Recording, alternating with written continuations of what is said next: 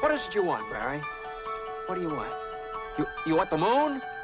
Just say the word and I'll throw a lasso around it and pull it down. Ladies and gentlemen, boys and girls, dying times here. Come with me if you want to live. That's it, man. Game over, man. Game over. The Force will be with you, always. Ladies and gentlemen, welcome back to 20th Century Geek. I'm your regular host, Scott Weatherly, and my name is a killing word. Yes, today we are going to be talking Dune, and I am joined by friend of the show, genuine chit-chat guru, Mike Burton. How you doing, Mike? You all right?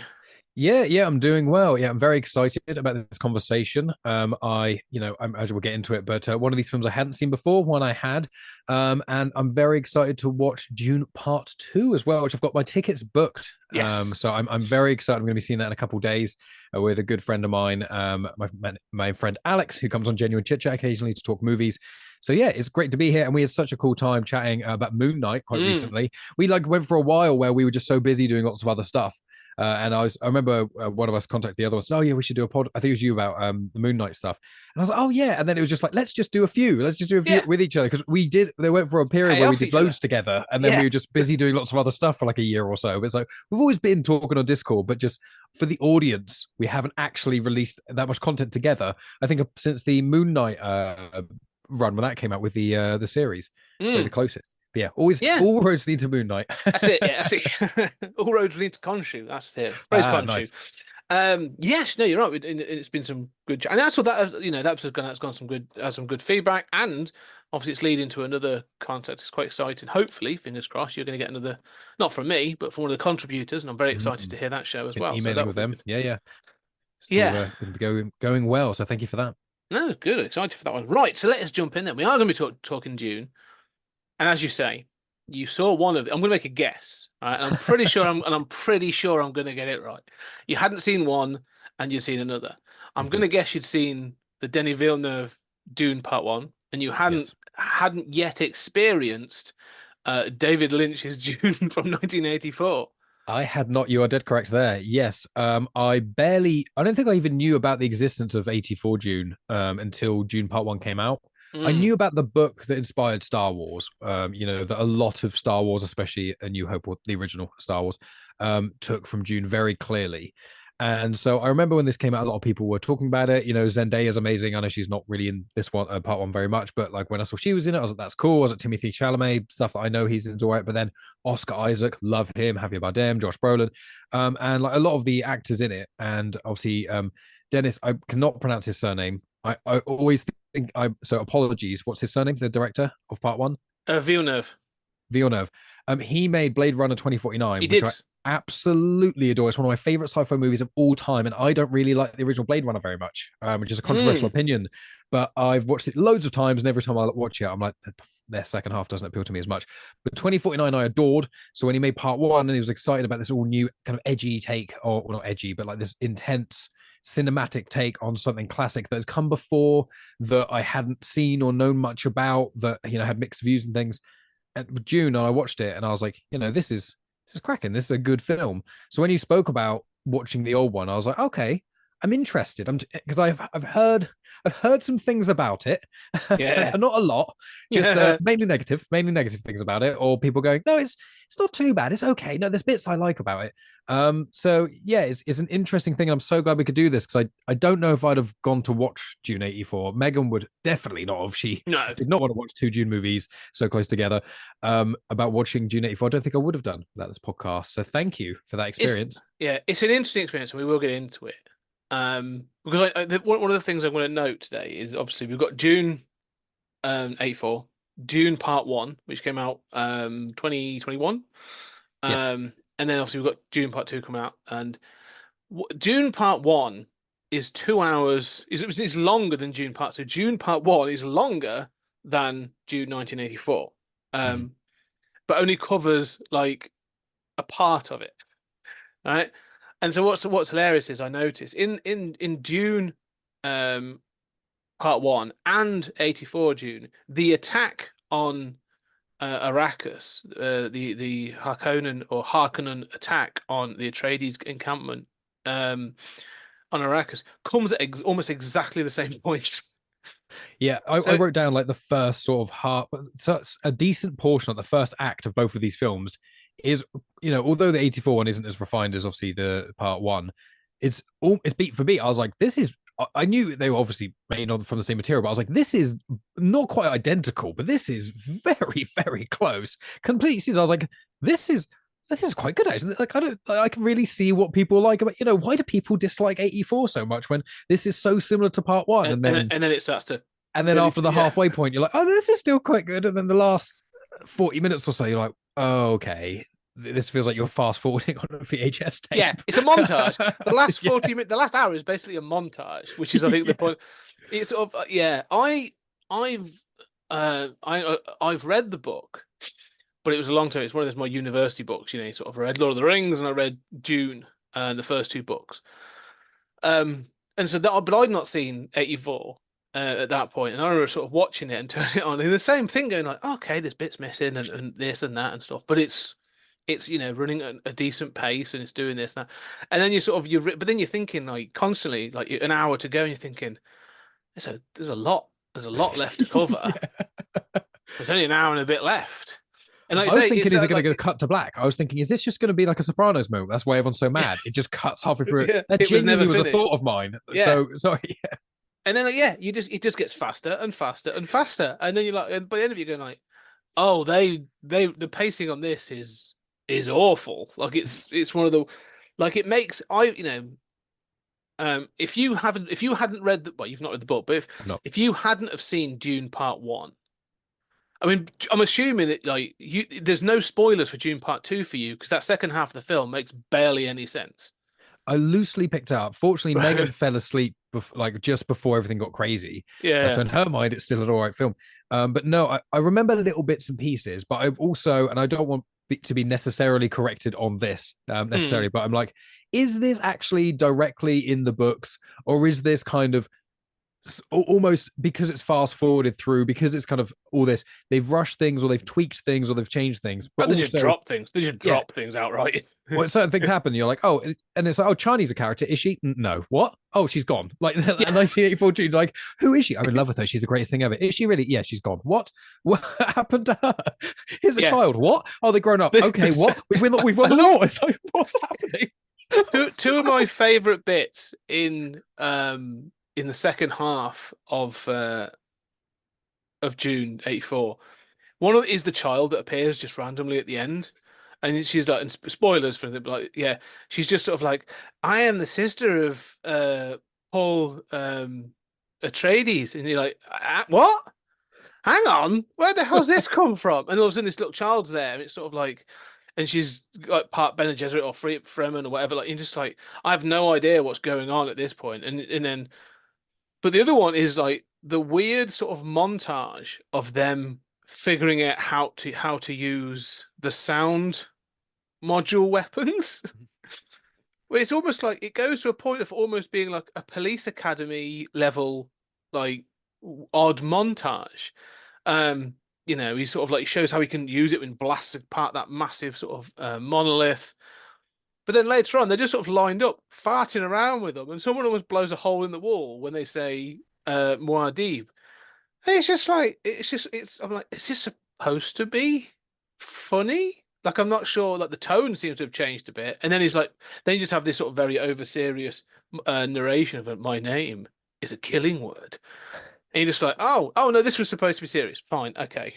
It's so bizarre because they spend quite a lot of time on that montage, and then but in the ending battle, it's such a mess, or battles, I think. It's such a big mess. You don't even notice any of them are trained. You could just believe, you're like, there keeps being such massive time jumps. It's like, oh yeah, my mum is pregnant with my sister or whatever. Okay, oh now she's like 10 or 12 or something. And you're like, what? And then it's like suddenly things are ending, and you're like, the time is so fast, and you're not with things very much. You're just like, what?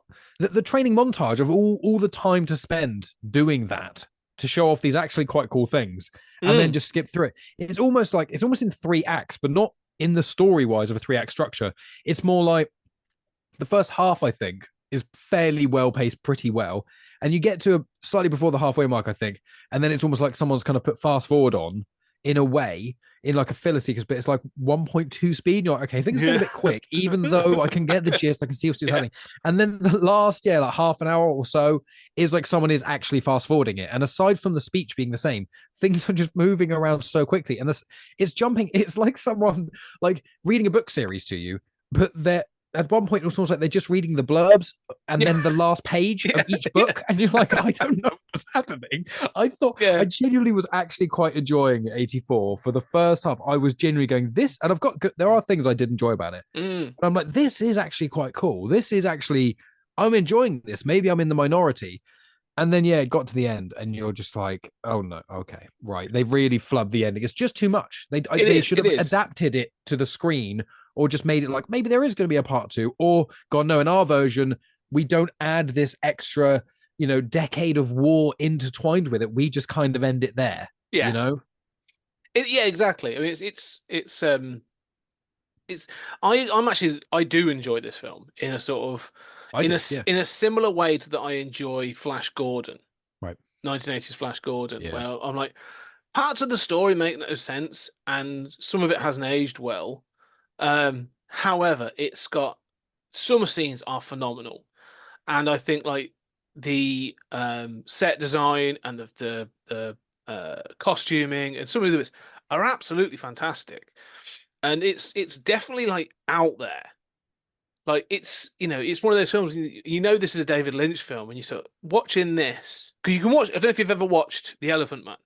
No, I've got it on DVD, but I haven't watched it. No. Okay.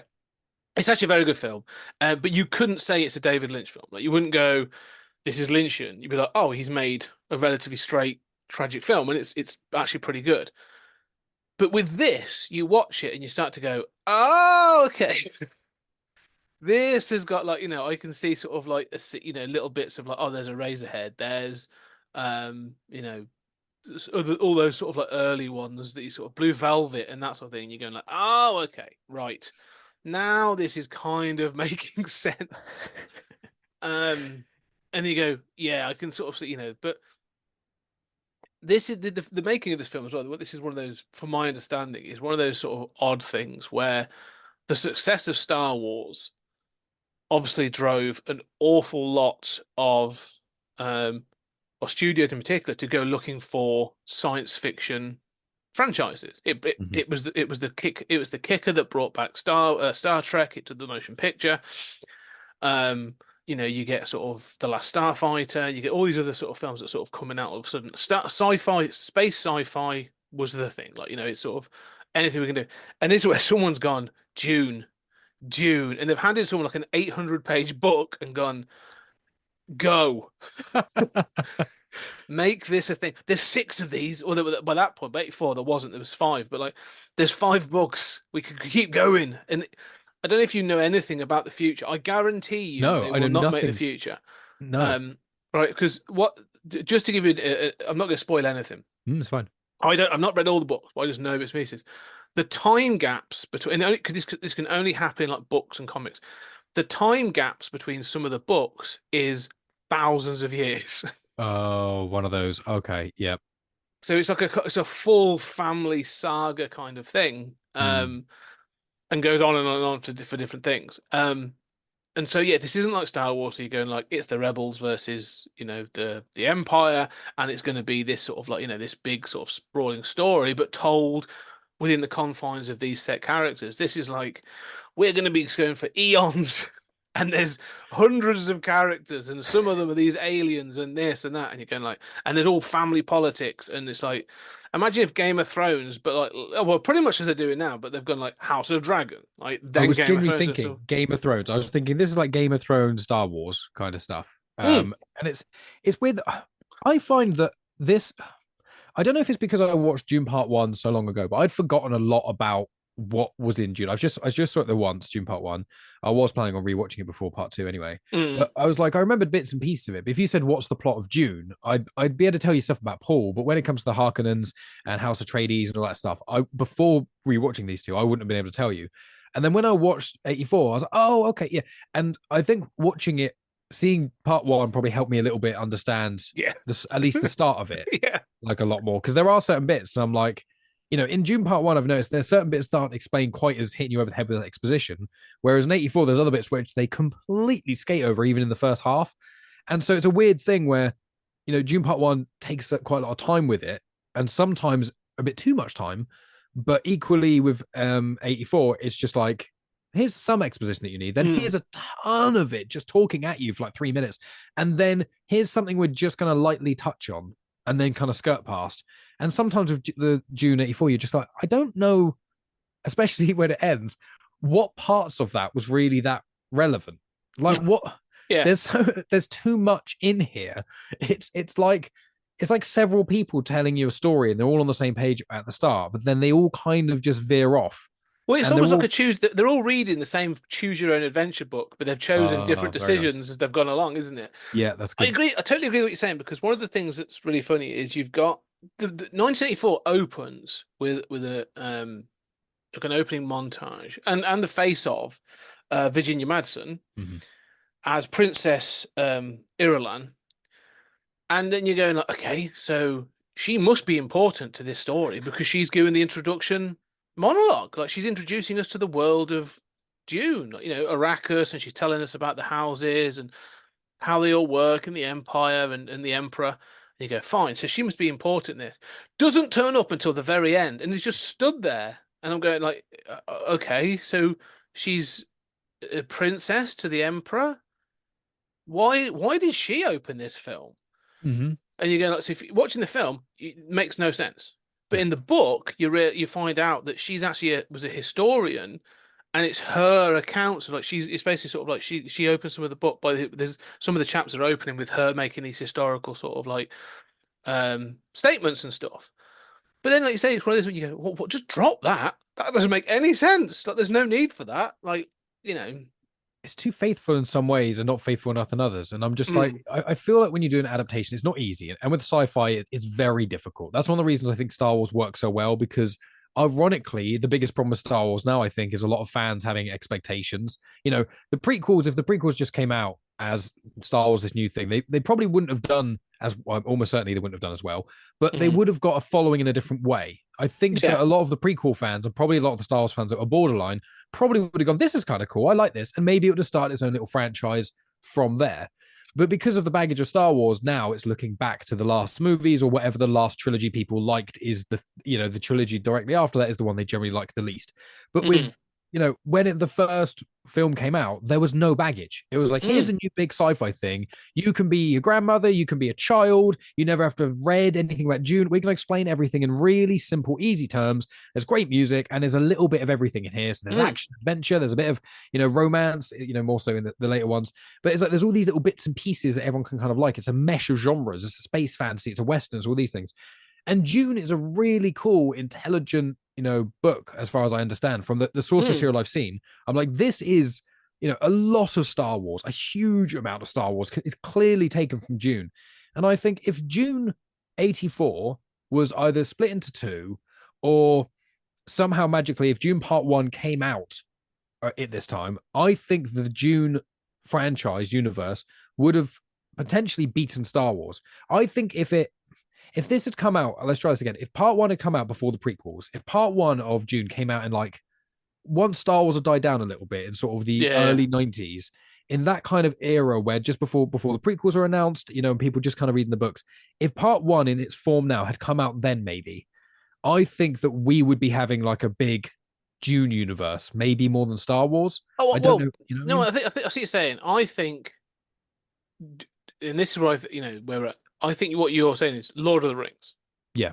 So the Lord of the Rings films, Peter Jackson's Lord of the Rings films, 2001, 2002, 2003, created something similar to that. Like they came at about the same time as the sort of the prequel trilogy, but they sort of they branched off, didn't they? There were people that went, oh, actually, I'm not so keen on the sci, on these prequel trilogies, but you know what? I'm now into fantasy, Yeah. and I've got this massive sort of like, and I remember them being the conversation then of going like, oh, George Lucas has gone all kiddie and silly and stuff with it, but this intelligent fantasy series about elves and hobbits is amazing, and I love the Lord of the Rings trilogy, and I do I kind think of enjoy. I think it's better than the Star Wars trilogy. I even as much Yeah. as everyone knows I love Star Wars, I think the best trilogy on Earth of films is Lord of the Rings, and I think the extended as well is even better somehow. It's absolutely phenomenal. Just to say, I love Lord of the Rings as well. Yeah, we're not going to annoy any fan bases. We love everything here. We don't, because I criticize lots of things all the time. So do I, to be fair. Yeah, but I completely understand what you're saying, and I kind of think that Dune has this potential, but the thing is, and this is going to sound really, no, I was going to see if I could just be careful saying it. I'm not going to be careful. I'm just going to say it. You're right about Star Wars, especially about A New Hope. And I think New Hope has this thing where it drops you in the action and you're off to the races. And there's like for the first 10, 15 minutes, you're like, oh, what the fuck is going on? But I can't, it's fun. I'm enjoying this. I've got robots and, we've met Darth Vader and stormtroopers and there's the Rebels, Alliance. And so you've got all this stuff. And then it sort of comes back down and then you learn the story with Luke. You sort of follow Luke's point of view. And it's like you say, it's an adventure and it's that sort of thing. So it's very satisfying on that sort of access point. But it's an adventure film. It's designed to be an adventure film. And I would say that, I don't think you could do Denis Villeneuve's Dune without, I would say, Lord of the Rings. And okay. Game of Thrones. Mm.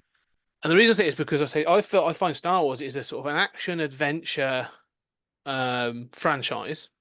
Not downplaying it. That's its focus. Like it's got real lore and all this other and built up around it, but the center of it is adventure and action and fun and sort of like. But then it's got like the political intrigue has come over time. Mm-hmm. And again, like it's sort of you know the lore way better than me and pretty much most people I know, but. But the point is, like that lore and the political intrigue and the machinations of the Sith versus the Jedi and the different planet orders has come over time because it had like a base and has grown. Mm-hmm. The problem with Dune is that it's like you're going in and you're just like, oh no, this is about like different houses on different planets. It's about political intrigue because the Emperor's jealous. This whole film is literally about a trap to sort of eradicate a family, and it's about intergalactic commerce because of spice. And you're going like, hang on, what? And you're going, yeah. And then by the way, we're going to introduce all these other bits as well. Like there's going to be a religious order, a female psychic religious order called the Bene Gesserit, and you go, okay, cool. Anything else? Oh yeah. There's the Fremen that are sort of like, an indigenous kind of population on Arrakis, and so we're going to have this whole sort of like political story about oppression and an indigenous population. And you're going like, fucking hell, like what have I got to learn for this? It's one planet. Like what? How come I've got to learn all this stuff? Yeah, so it's not. Do you know what I mean? It's not an access. This isn't open a door and go off we go to the races. It's a real sort of like, yeah. You know what I mean? I think we've had to calibrate as an audience. And I do think Game of Thrones has allowed us to do that as an audience, where we are now in genre entertainment. More books have been doing it for years. Obviously, these came out in the 60s and 70s and 80s. So I think television and movies in genre filmmaking have been allowed to become more complex, and audiences are a bit more able to just go, all right, well, I'm gonna have to learn this, and I'm gonna go with it, and I'm gonna sort of like I can either just enjoy the visuals or I can get into the deep sort of like mesh of this.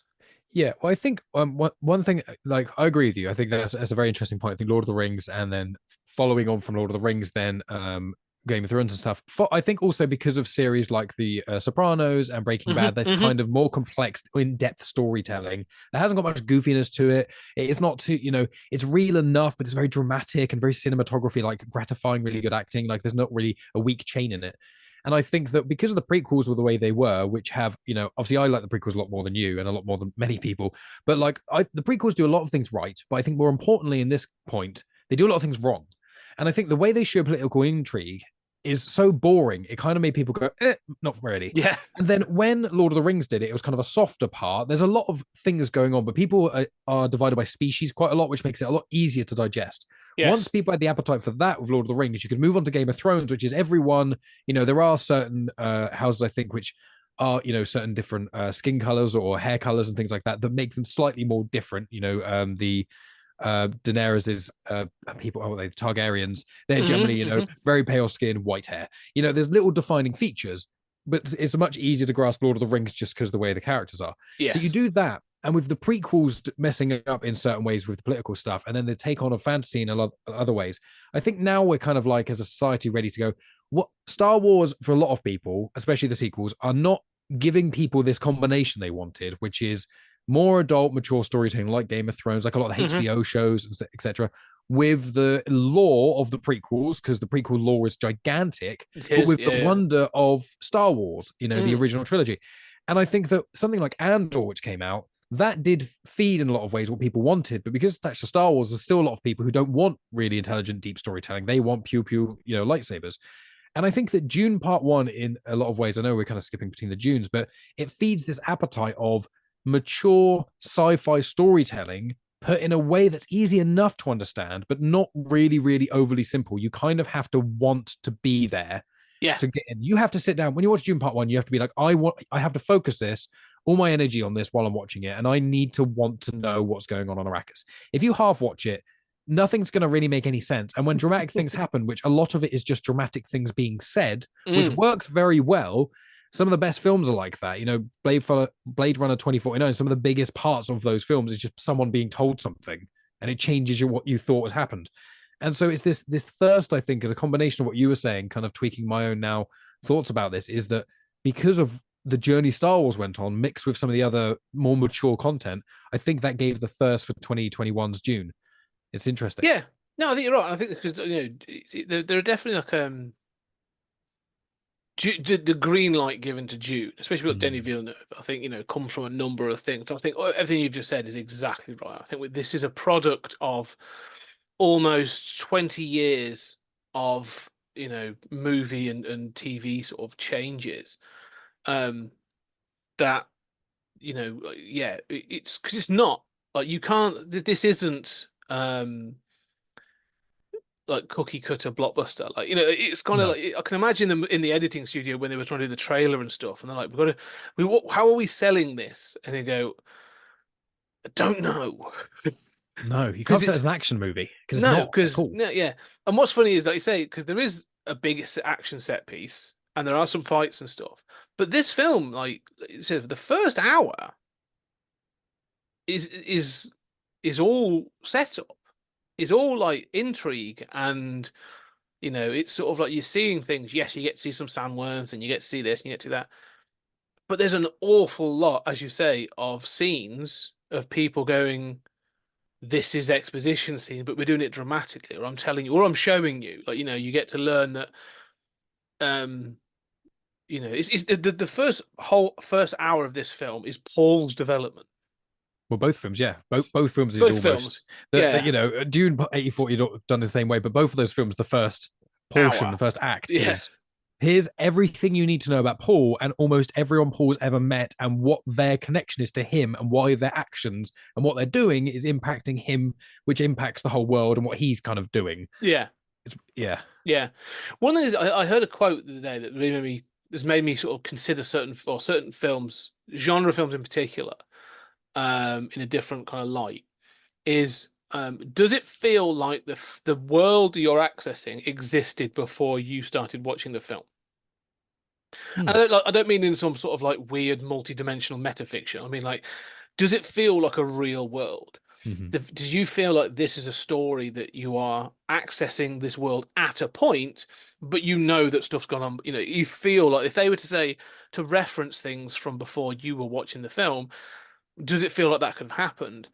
And I definitely feel like with Dune Part One, that feels like the case. Yeah.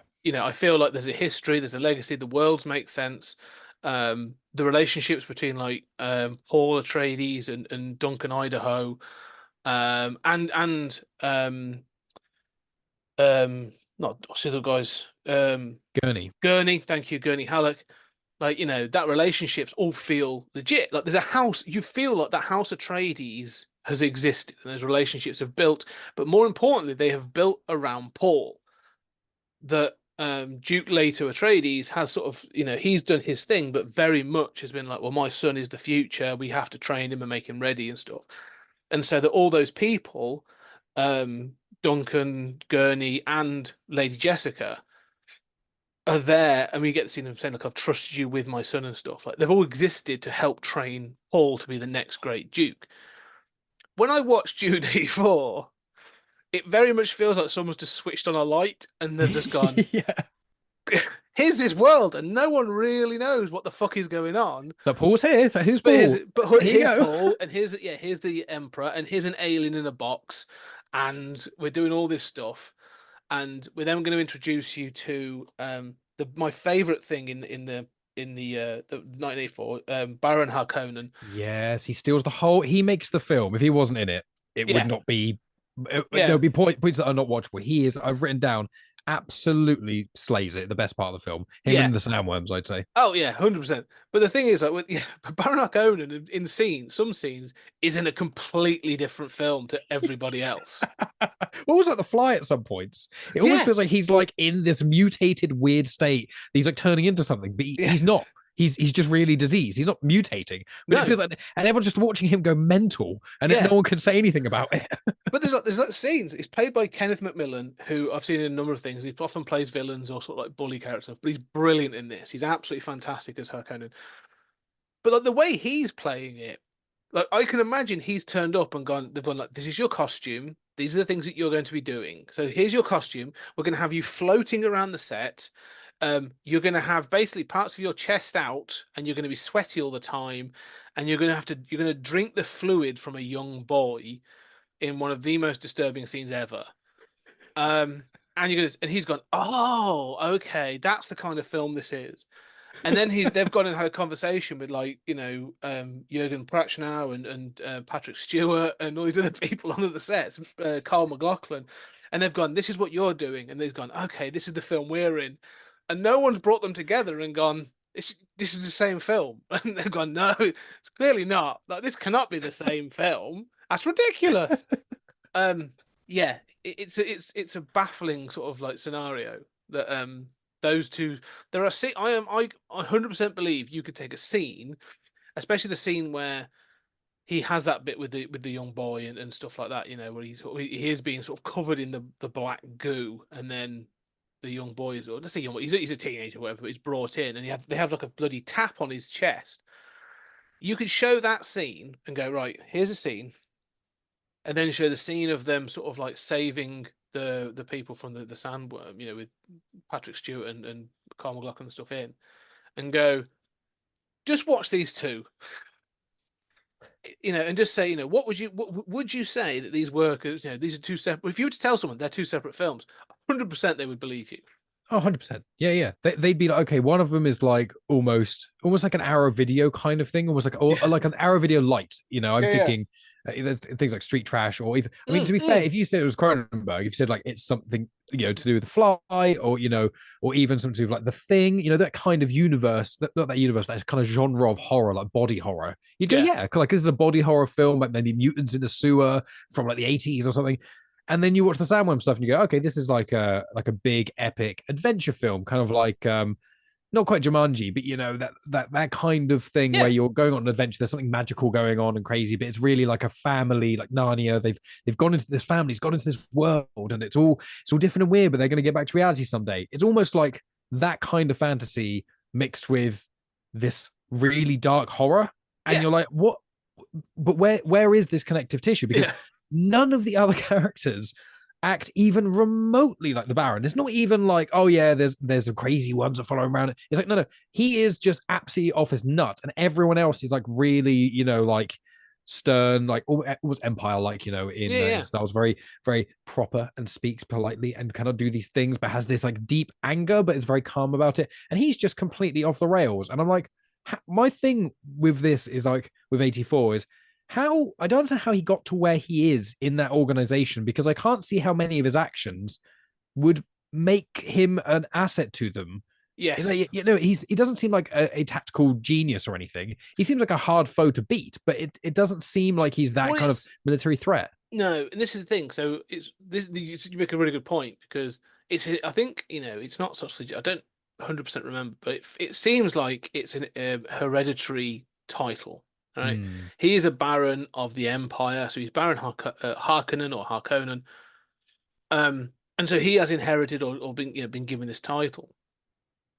But as you say, like he runs Arrakis for the spice, and he is controlling it, But you never kind of feel like he's actually in charge. It's almost like they've got this like mad royal that they're just sort of like, just give him what he wants, Put and him on this planet. Leave him alone. yeah, just leave him alone, and we'll do everything else. But there's no at no point, and this is, I think, the difference between the two, because then when you think of sort of what's it, Skarsgård. yeah, Skarsgård playing Stellan. Yeah, yeah, yeah. Stellan Skarsgård playing for his version of Harkonnen is the other end of the spectrum. Like, he's 100%. terrifying, and stuff, but he very much feels like he's in control. He's more like Tarkin. He acts like Tarkin, like Stellan Yeah. Skarsgård, like Tarkin, but with the body disfigurement. Yes. And the kind of, is it Denethor in Lord of the Rings? Where he's chewing that tomato. It's kind of that kind of arrogant power mixed with the sort of sternness and control of Tarkin, but with some sort of, body dysmorphia kind of thing. Those three all like very powerful figures, and Denethor is a stern, powerful figure. He just goes mad. And I think it's a combination kind of. I of agree. those. No, that's a really good comparison, actually, because I think that's what it is, isn't it? There's like a madness to Baron Harkonnen, but he's also in full control. Like, he's a big fat guy, but you kind of know that if he gets hold of you, like, he would break you. And he's Kingpin. Yeah, exactly. Like, he's Kingpin. And so there's other bits, but I think that's the thing that separates the two. I mean, apart from the special effects at times, to move between the two, as you say, sort of like the 84 version, I think sort of starts well. I think Carl McLaughlin, it looks too old to play Paul Atreides, but How old's he meant to be? I think Character? he's supposed to be sort of like 18, 19 or Because I something. thought he was like, early 20s, kind of like 20, 20 Yeah. like Kyle. I was like, yeah, 23, 24-ish. But I was like, he seems a bit old to be acting like this with his mum. He felt like he was kind of playing a 16-year-old, but he was actually That's mid kind of what 20s. it's supposed to be, sort of like a late teen sort of thing. But it's fine. I think I can get it. Yeah, But I think he was good. I genuinely started. I thought it yeah, was going to be cringy, but I was like, actually, this main guy's quite good because I saw him and I saw it start, and I was like, if he's rubbish, that would explain the hate for the film. But I was like, actually, he's not. I don't think he's not too bad, bad. actually. No, Yeah, got some he cool gets scenes. he gets some cool scenes. He has some rather sort of clunky dialogue, and it's some awkward scenes, but it all works. I think it's fine. But like, the thing is, you then go through the casting and you're looking at all the people in it, and there's people I love, like Brad Dourif's in this. Who's obviously the voice of Chucky, and I've seen him in loads of stuff. So I'm always a big fan of Brad Dourif, but like, you just get all these people popping up in the sort of the 84 one. Bloody Patrick Stewart is Yeah. there. Well, he pops up again at the end of the movie. He's got long hair. He's got a skullet on. Yeah, and he's just running through I just forgot about him, and then it was like, oh, Gurney, and you're like, what? Oh yeah, and they're like, hey there, hi, how you doing? And then he's just kind of there for a bit, and you're like, why'd you bring him back for this? What did this achieve? You're like, oh, he's back. Oh, fair enough. Yeah. Yeah, and you get like there's actors that I know from other things. Again, like Jurgen Prochnow as Leto Atreides. I've known him in a bunch of stuff. But then like Dean Stockwell, who I know from Quantum Leap, and other Yes. things, and obviously in a couple of the films, Max von Sydow. But there's that's what I'm saying. Like, there's people that popping up. Obviously Sean Young, and there's all these people like popping up, and you're going, oh yeah, oh yeah, oh yeah, Yeah. But like, as you say, they're in passing. Like, they're literally just sort of like, oh, see it before it goes. And then sort of like, one of my favorite things about it is Sting. Oh, playing. Are you saying your favorite because you think he's good or because you think he's bad? Because it's hilarious. Because I didn't think it fit very well, and I was confused why there were so many scenes of him standing there saying nothing, smiling to something off camera, barely wearing anything, covered in oil for several seconds at a time, and I'm like, so in the book, like, and you'll get this in the Thinking Part 2. Like, he is feared. Like, right. Feared is this sort of character that's sort of like known, and he's a known sort of like Hakonan warrior and all this other stuff. Like, he is this sort of like, revered sort of fighter and all this other stuff kind of thing. Like, he's recognized. And there's these other bits in it.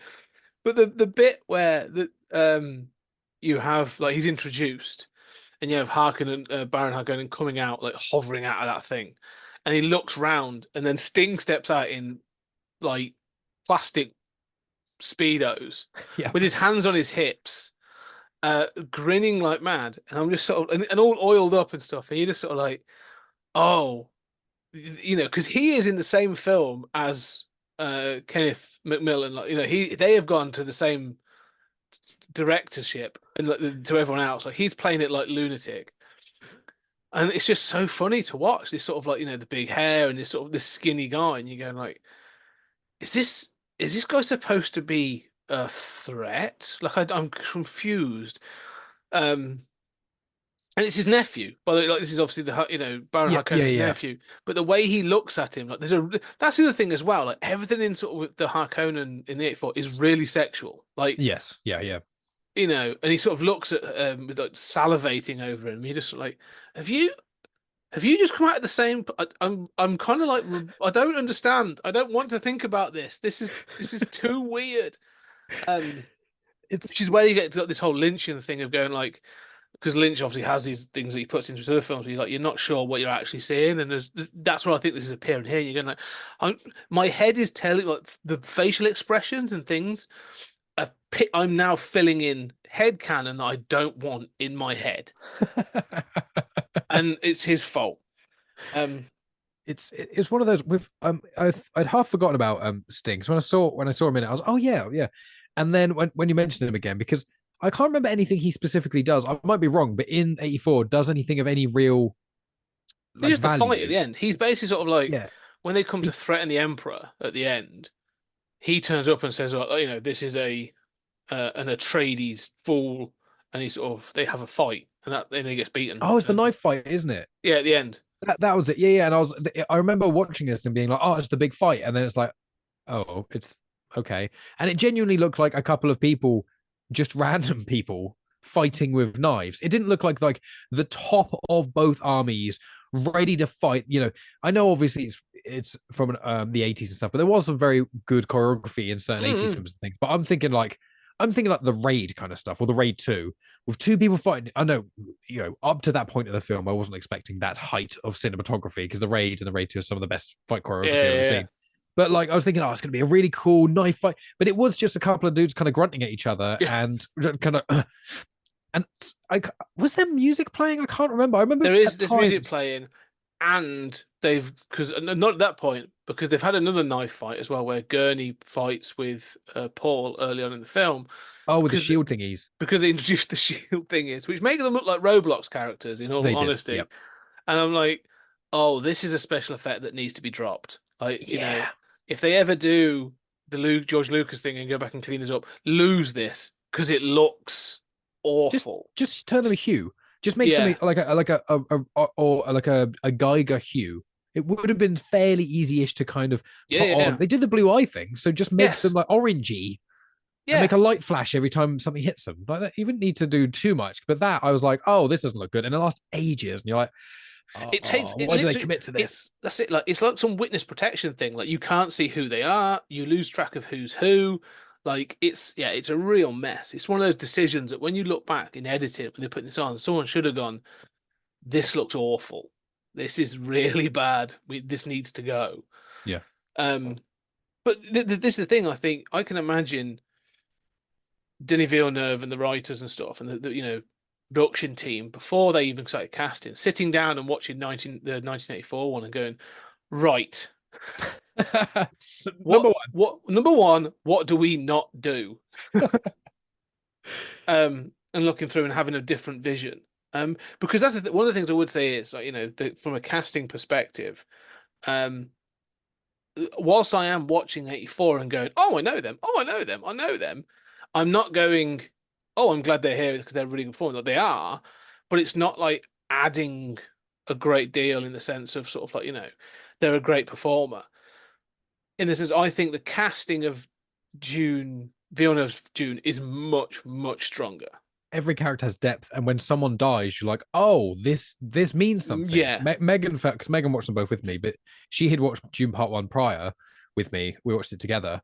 And she wasn't a fan. She said it was boring, but she fell asleep after an hour or so. And I was like, look, Mm. if you can, we watched it in the day on a Sunday or something. And I was like, look, if you, I know you aren't that fussed about watching this and you watched the 84 June, you fell asleep in that, but try and stay awake for this, try and keep up, because where you fell asleep last time was where all the exposition is. Yeah. Once you get through it, you'll be a lot more interested. And she was like, oh, I really enjoyed that one. I really like the characters, especially like Jason Momoa, people like that. She was like, I enjoyed the characters more. I connected with them. And she's more of the standard sort of audience. She's not as much like you or I, who wants to watch really cool, deep sci-fi with all the, I don't mind if someone's explaining, like doing exposition dumps at me. I'm fine with that. But like, what I like in Dune Part 1 is every character feels like they're important. Yes. Whereas in Dune 84, it just felt like, right, Paul's important. Yeah. And then we're going to make you think these characters are important, but actually by, a half hour's time, you'll have forgotten their names and what they were even here for. Yeah. And like, I want to say just quick at the start, before I forget, in the start of 84, like the exposition done by the princess person, like that was fine for me. I was like, okay, this is a bit long, but okay. But when the messenger thing came out with the weird, I'm gonna have to say, it's like a diseased vagina mouth thing. It's so odd. And I was like, that's cool. It made me think of Lynch and the Fly, this kind of body horror stuff, or the Thing. And I love good body horror when it's prosthetic. I think there's nothing like physical special effects. It works amazing. It's timeless as well. A lot of times. That thing looked weird, but it didn't. In my opinion, it didn't look shit. It didn't look great. But I was like, this is, this looks cool. This is a cool weird alien thing. I was like, every time something weird happened in this film or something bad, I was like, oh, this is why people don't like it. But then something would change. My opinion would change on certain parts. But with this, I was like, oh, maybe there's a really weird alien things, and that's why people don't like it. And then it's the only really weird alien thing in the film, and I'm like, what? But why did you do it only with this thing? Yeah. And then when I watched Dune Part 1 again, I remember going, I don't remember there being this weird thing at the start. Yeah. I remember Stellan Skarsgård looking weird, but I don't remember him looking that weird. And I'm pretty certain I saw the trailer of Dune Part 2 and he wasn't like that. And then obviously they just skip over it. They just have like a regular guy as the messenger person in Part 1. And I was like, so which one's more loyal to the book? And also, does it make any difference at all? Doesn't matter. Not, why did they put it in there? Why did they? Doesn't matter. It's one of those things. It's a bit like whenever I watch 84, as I say, the two things I take from it are that they ran out of time, which is why it speeds up. Yeah. And also they budgeted from the beginning and never went back. Yeah. So they were like, we've got this amount of money. What are we going to spend on? I want an animatronic alien in a tank, and I want a really elaborate throne room scene, and I want to do this and that. And then about halfway through, they've gone, how much money have we got left? And they've gone, we've only got this much money left. Okay, every scene's now going to be in 3 rooms and a desert. And we're just going to have people in the same suits, and we're going to run around in the sand and the dark, so we don't have to show a great deal. Like the budget just drops off. I swear to God, the budget just drops off. Like it must do. So yeah, I agree. It makes no difference. It's irrelevant. Like it feels more. I can see why they're trying to go through space, because the only other weird thing they have is from an alien perspective, or I don't know if it's a mutation or what, that isn't in Villeneuve's version, there's the big point that spice is a key or a critical part of astronavigation. Yeah. And so these navigators need spice to be able to navigate at hyper speeds and all this other stuff. You go, okay, cool. That's actually a really fascinating sort of element to this. Okay, it allows interstellar travel. In the 84 version, they don't tell you that's what it is, but that twice you see one of these like massive weird navigator things in the heart of the ship, and it does something. You go, okay, I'm assuming that's what it is, but no one's ever going to tell you. Or they've just gone, here's a scene of this big alien that's basically looks like it's farting fire, and then something happens, and you go, okay. And obviously that just carries on. So you sort of you get little bits, but you're right. It makes a difference. Again, it's one of those things that someone should have gone, David, you don't need this. This could be a guy in a suit and it would make no difference. This does not alter the plot or the aesthetic of the film in any way, shape, or form. Yeah, like why didn't they do? I thought they would have done something like, God, is it Brain Dead? We've got like the growth of another human face kind of growing off you. Yeah, you can do something like that, like Total something. Recall kind of thing, like Yeah, a yeah, yeah, plateau. like that kind of thing. I was, or like a really extreme version of that. Like do Baron, but even more extreme, but have like maybe like an alive being coming off him or something, or Yeah. like that would be cool. But it was, I think it was meant to be like a human that's been mutated over and over again to millennia. I think. It's like Potentially. I mean, this is one of those things. This is one of those things where I think sort of both Star Wars and Star Trek hit onto an idea that has stuck around and gets sort of like laughed at times, Hmm. but I think works fine from a budget and sort of like, effects point of view, is there are just hundreds and hundreds of bipedal alien types that generally have two arms and two legs. Yep. And And then mostly two eyes. yeah, mostly two eyes and just different head configurations. Similar That's it. heights, but Similar heights. there's generally standard height, Yeah. very tall, and quite short. And it's just those three. And it's, not to brush them with the same brush, but it's almost like, and the ones that are generally the smaller species, you get people such as Warwick Davis playing them, or you get children playing them. And then with really, really tall people, you get people like the Mountain from Game of Thrones playing them. Yeah, and 100%. you've got three Yeah. spectrums of general size for humanoids with bipedal humanoids with two arms, two legs that generally have mouths and eyes. And it's like, yeah, I mean, it's just that ironic thing with Star Wars where it's like, oh, long time ago in a galaxy far, far away, not in the future. It's not, because obviously it's like fairy tale myth lore, that's kind of the angle, but it's like it's not in the future where you could argue everything, if it evolves enough, will eventually become bipedal or something. Like there's that loose theory, I think, of the dinosaurs. If the extinction event hadn't happened, could they have eventually been like our forms, but lizards, cold-blooded people? Who knows? But like with that idea, you could maybe kind of get it. But yeah, when I agree with you completely, like there's a lot of films, especially in the 80s and even 90s, where I think the problem is a sci-fi, unless you're doing a really insular sci-fi movie like Moon, which is one of my favorite films ever, unless you're doing a film like that, where there's a small cast and one specific thing you're kind of doing, you need a massive budget to really expand properly. When you're doing sci-fi exploration-y stuff, like I know, the Star Trek series I know is held in very high regard. I've never been that much of a fan of it personally because I wasn't just in that generation. I've not watched a huge amount, but I know that although it's magical and it did so much great stuff in itself, that a lot of the special effects, just like Doctor Who, to be fair, there's a better comparison. Doctor Who's great. There's some big, amazing episodes, but the episodes that aren't the main focal point have got these little side bits which are just like the special effects budget is nothing. This was like you've ran out of money and you're using the rest of the supplies in the area to create an alien. And the special effects people have done kudos to them that they could do that.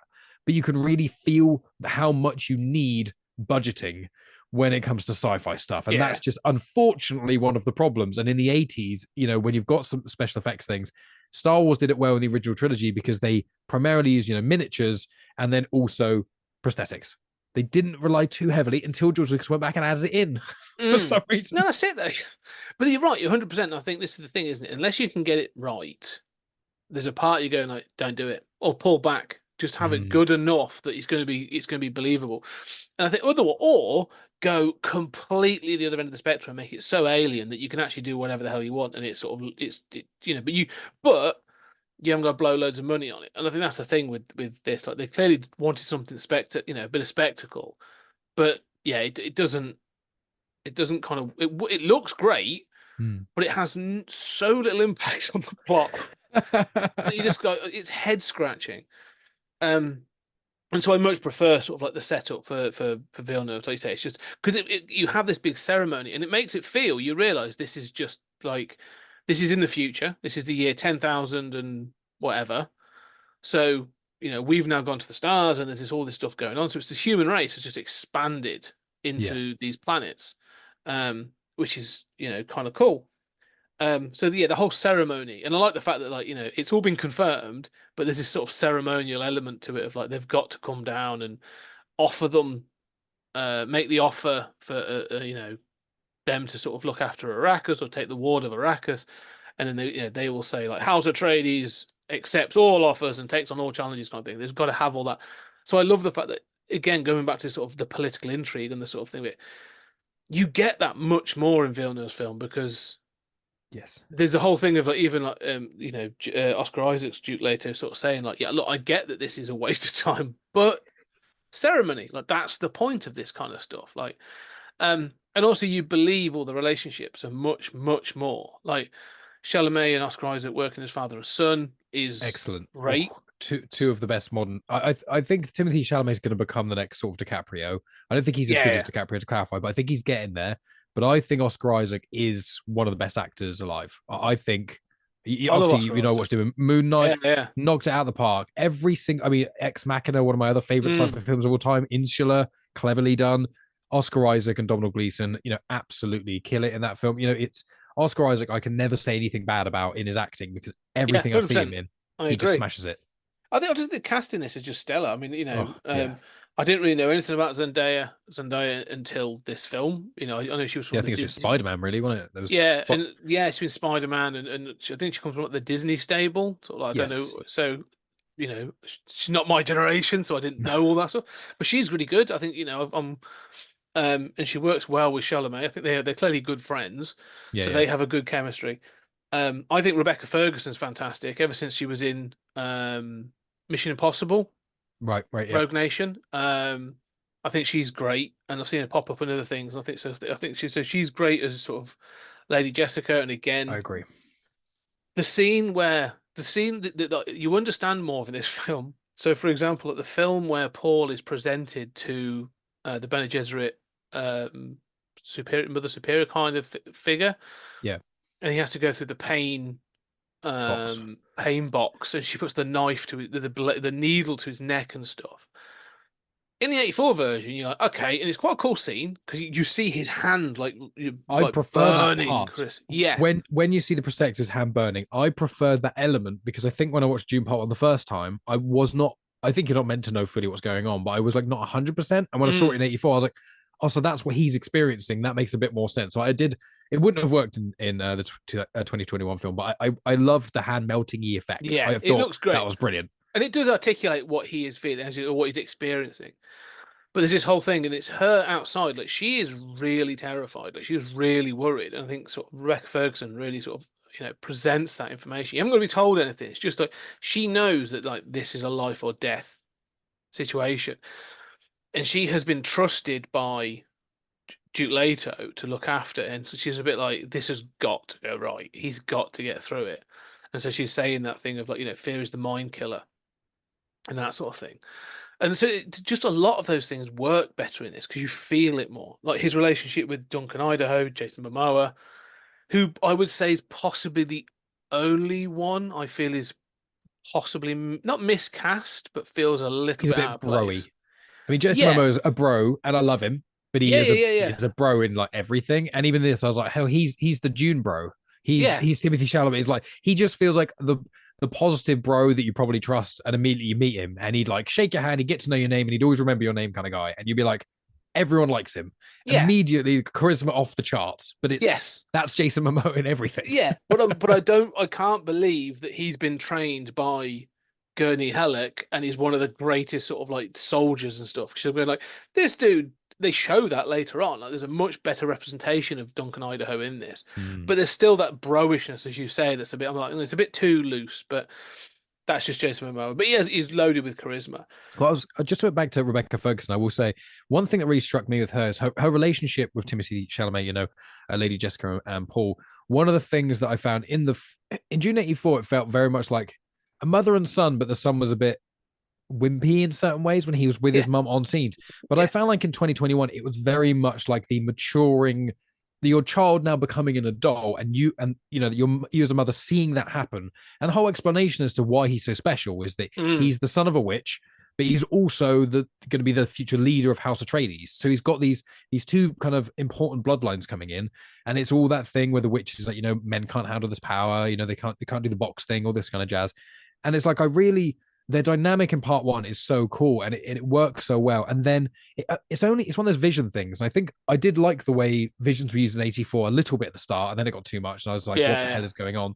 I did, however, in '84 really like the whispers where you can hear the thoughts. I thought it was a very clever way to delve into stuff, which we'll talk about again in a sec, I imagine. But in 2021, with Ferguson, what I liked is you see that vision in the start a little bit, and then towards the end you see the one where she's sat cross-legged, she's got all the tattoos and stuff on her face and that. And in that one scene, her entire she's only on screen for a few seconds, but her body language and just seeing her in that moment, I was just immediately like, oh, that's completely different from what we saw, as you say. Yeah, Like in the film, she's very protective. She's very, trying to keep herself together, but she's clearly showing emotion through certain almost ticks, certain tells. yeah. And you can see throughout the film, she's kind of like getting she in a different way is kind of coming into her own power, coming into what her role is, where Paul is coming into his. So she's got this journey ahead of her that I can really feel is coming, and you start to see it blossom in this. And Oh, I think that's 100%. Rebecca Ferguson. One of the things that's missing from both the films, and cause it's been a long time since I read the book, so I am sort of remembering this. It's there more in the 21 version, is the fact that Lady Jessica is a Bene Gesserit. She is one of the she's a part of the Order, but she's obviously not with them. She's obviously with Lady Atreides, and so in the book you find out that she is actually she was arranged to be with Duke Leto.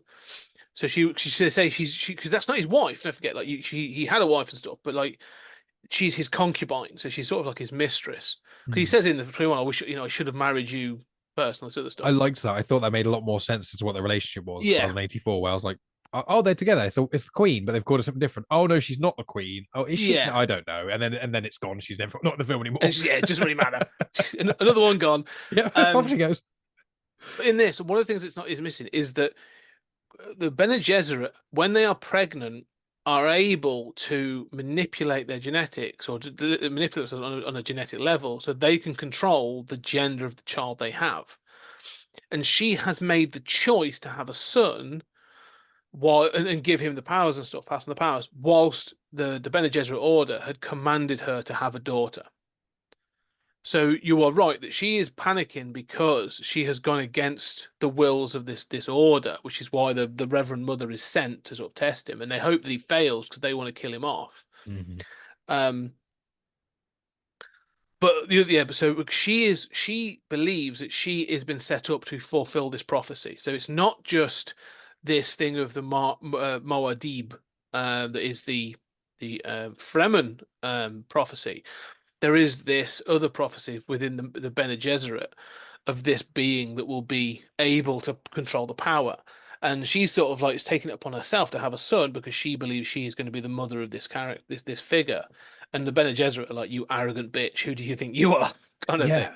So And there is to that tension there as well. That like this is and what I'm Paul saying about calls her all up on it as well. Yeah. Oh yeah. Like in that Exactly. scene where he shouts at her, I thought that was a really powerful scene. I don't think I've seen Mm. Timothy Chalamet like properly shout in a scene, and I really like when characters shout at each other. Like Marriage Story is one of them. It's one of those things you don't get to see on film as much as pretty much any other emotion, apart from horror, and that's like screaming in fear.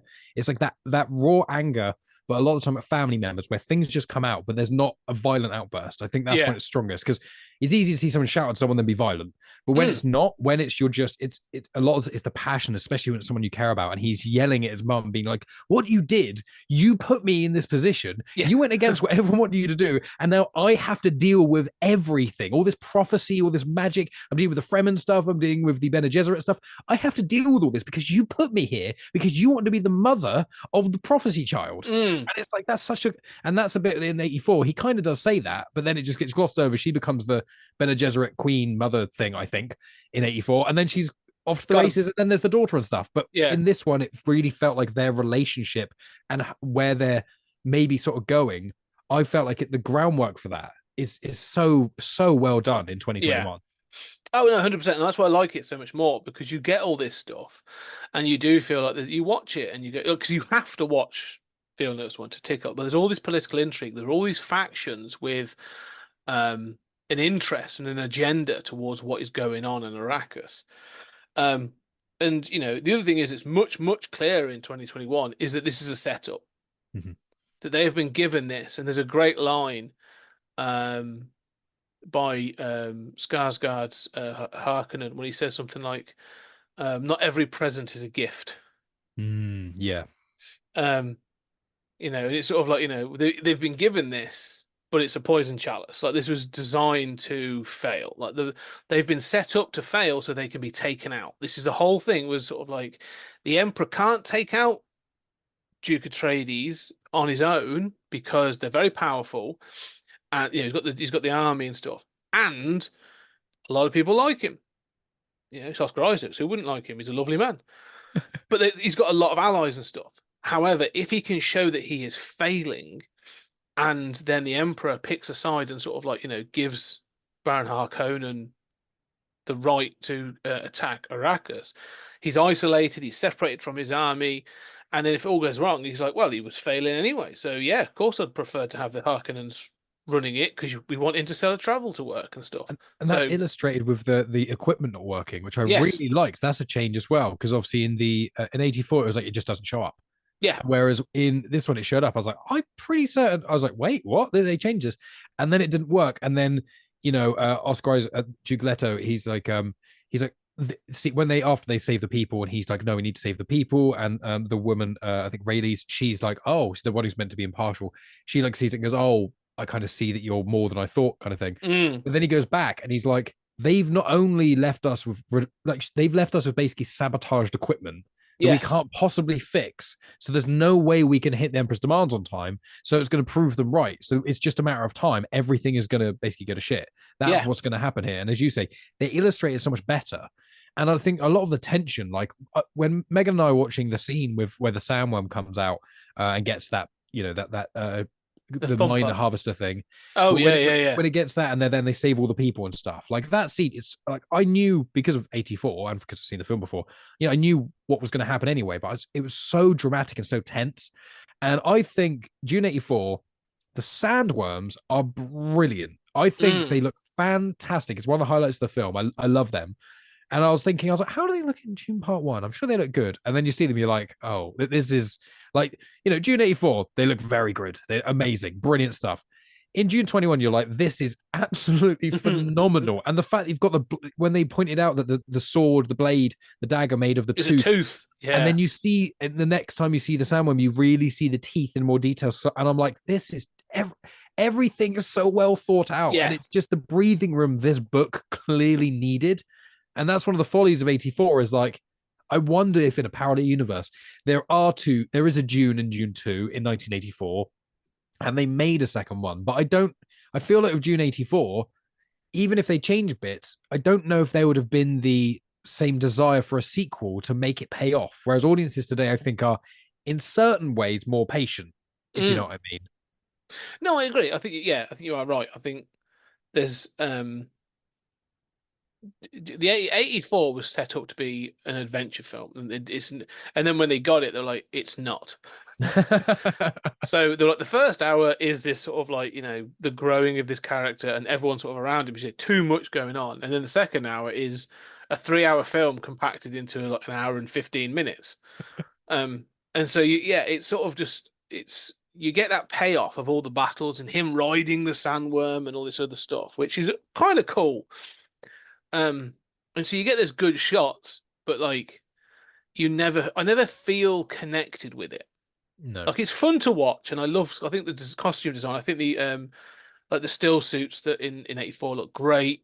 I think like I said, the sandworm design is wicked. There's some fantastic sort of designs in it throughout. But I'm never connected with it because it never sort of, even that first hour never gives me enough for me to really connect with any one character. I think the other problem with it is as well, and this is, I think there's, I don't know how to put this. I never really, because they're around for not long, I never really care who anyone is because I can't follow who anyone is. Yeah, I wish the subtitles and even the subtitles really helped. Yeah, they really, really helped. But even then, I was like, oh, who's this again? Yeah, like Dean Stockwell's in. I like Dean Stockwell, and I'm like, who are you? And, are you the Doctor? Right, okay. But because there's much more of a diverse cast in the 21 version, like it gives it much like more of an authenticity and stuff. So I'm like, oh, I know who you are. I know why you're there. So it works much stronger in that way. And that goes for the Fremen as well. Like the other thing I'd say with the Fremen in 84 are just sort of there. They're like, all there at the same time. Yeah, Stilgar sort of turns up, and then sort of like then it's just sort of like then he goes and joins them. But I'm like, these don't feel like an indigenous populace. They just sort of feel like another part of whatever the hell you were when you were in your part of Arrakis. Like it feels like an extension of that rather like than soldiers without a leader. It felt like you were just Yeah. almost like is a band of warriors that have been like shoguns almost, which have just been like waiting for someone to lead them. Shogun was the wrong word, but like a group of people just waiting for someone to lead them, and now there's someone to lead them so they can go. Whereas in 2021, they're very independent. Javier Bardem does a great. Oh, I love Javier He's not on Bardem. scene for. He's not on screen for that long, but his No. presence, is so heavy. And when he confronts, he just walks straight up into the Duke's room and then spits on the floor and stuff like that. Whole part is so well done. And I'm like, he's really interesting. I want to know. I'm invested in this character. But yeah, still going 84. I'm like, you're just another one of these people. You who blend are in with everybody. Yeah, You blend in with everybody else. I think it's the dialogue. I think that's the key thing here. Is everyone just says exposition and things, and you're just it's like, oh, there's someone attacking us now. Okay, let's go fight the thing that's attacking us. Come on, let's go over there. And you're like, but there's no emotion to anything you're saying. Not the actors are. Most of them are okay. I wouldn't say there's a specific actor that stood out to me as being overtly terrible, but I think it's that kind of problem that George Lucas very luckily got through and didn't fall in this trap with Star Wars because of his wife editing a lot of stuff and for certain actors refusing to say certain lines, certain things that either don't add anything or don't make any sense or are just pure exposition with nothing to them. You don't get as much of that in Star Wars. You get people like Han Solo who's just all oozing charisma. Yeah. And in June 2021, you've got different characters like Jason Momoa who bring a certain presence on screen, or Javier Bardem or Oscar Isaac. They've all got a feel to them. They've got a vibe. You kind of know what they're trying to do. You know their motives. You know what kind of person they are. In June 84, I genuinely, apart from the Harkonnens being, like genuinely wearing like black and being kind of evil, I wouldn't really be sure who's good in air quotes or who's not or who's doing what, because it all just seemed like loads of people kind of ready to fight in the world's biggest paintball because they're wearing different colors. Yeah. And it just felt like that. And I was like, I don't have any investment to what any of you are doing because I don't really know why you're doing it or why I should care. No, I agree. And that's it. It's one of those odd ones because it should work. It's one of those, like you said, the book's unfilmable. It's one of those, but you go, no, it's not unfilmable. We just didn't have the special effects to do what you're doing. But so don't do it is the point you sort of end up making. But then if you're looking at, say, Star Wars, right, and by this point, by 84, we've had all three of the original trilogy. So if you're the studio making this, you're going to go, okay, we've got an 800-page book. We can break this into 2 films. Yeah, you could. You could have done it. You could have done what we're doing now then, and I think people would have accepted. You'd probably need to move things around to make that first film again, much like they did for the 2021, make the attack on Arrakis a bigger set piece. That's your finale of your first film, and we've had like the end of Empire Strikes Back. Everyone lauds it. It's going like that's a downbeat ending. Oh my god, that's amazing. This is something that doesn't happen. Like do the same thing. But yeah, you can see why people when they approach this, they are probably looking at, I would say, Lord of the Rings model and going, well, yeah, we're going to get, because I remember when this first was announced, there was loads of people that were like, oh no, it's going to be another sort of 2.5-hour film that's going to cram it all in. And no one really knew that it was going to be split into 2 until it really sort of got underway. And I do wonder if in the studio someone sort of said, whilst they were writing it, they were like, no, we've got to make this 2 films, otherwise this is going to be an absolute shit show again. I think they do it a lot with not because I said to Megan when I explained it to her, because when she watched Dune Part 1, she was hesitant to watch Dune Part 1 again, and I said to her, look, think of it like this. She's a massive Harry Potter fan, so am I, to be fair. With the films, Deathly Hallows Part 1 is one of the worst Harry Potter films because it's not. When I've rewatched it, I actually do quite enjoy it. It's got some really cool bits, especially towards the end. But a lot of it is just set up. It's just let's tie up a lot of these loose ends, let's get these Horcruxes sorted. Let's do all this kind of stuff. And then I think Harry Potter Deathly Hallows Part 2 is absolutely phenomenal. I think it's the best Harry Potter film. It's not my favorite. I think it's one of the best films of that era, of like this fantasy, this conclusion, how they wrap everything up. It's not perfect, but it's done so well. The Battle of Hogwarts goes on for so long and it's so tense and you're genuinely so invested in every character that's going on, and it's just every element of it works so well as a film. And I said to her, I was like, look, Dune Part 1 and Part 2 is probably going to be kind of like Deathly Hallows Part 1 and 2. It's going to be, the first one's going to be a bit of a slog and it's a bit long and there's a bit of this, but Part 2 is basically going to have been like, right, that's all the setup. Here's all the stuff you want. Here's all the really interesting payoffs. Here's all the relationships coming to fruition, all that kind of stuff. And I'm really excited for part two. I Mm. am, and I really did enjoy part one a lot more in this time, and Megan did as well because she was invested in the characters again, and it goes back to that, and it's just there's just lots of bits of part one that on the rewatch especially that I really really enjoyed, and I think the way they did flashbacks Mm. in 84, it's almost like they do so many and then you see them happen. You're like, you've just kind of wasted screen time. Whereas in part one, it works so well because this is basically you are putting a trailer in the first film, but Yes. storyline wise, it has to make sense because the reason that Paul is kind of going along with all this crazy stuff, the reason he takes the left path instead of the right path is because you see him have some sort of vision that he's trying to figure out. So he leans more towards one side than the other. So his own vision, it's manifest destiny kind of stuff. He's having a vision of something happening, and he kind of goes on the path to make that thing kind of happen.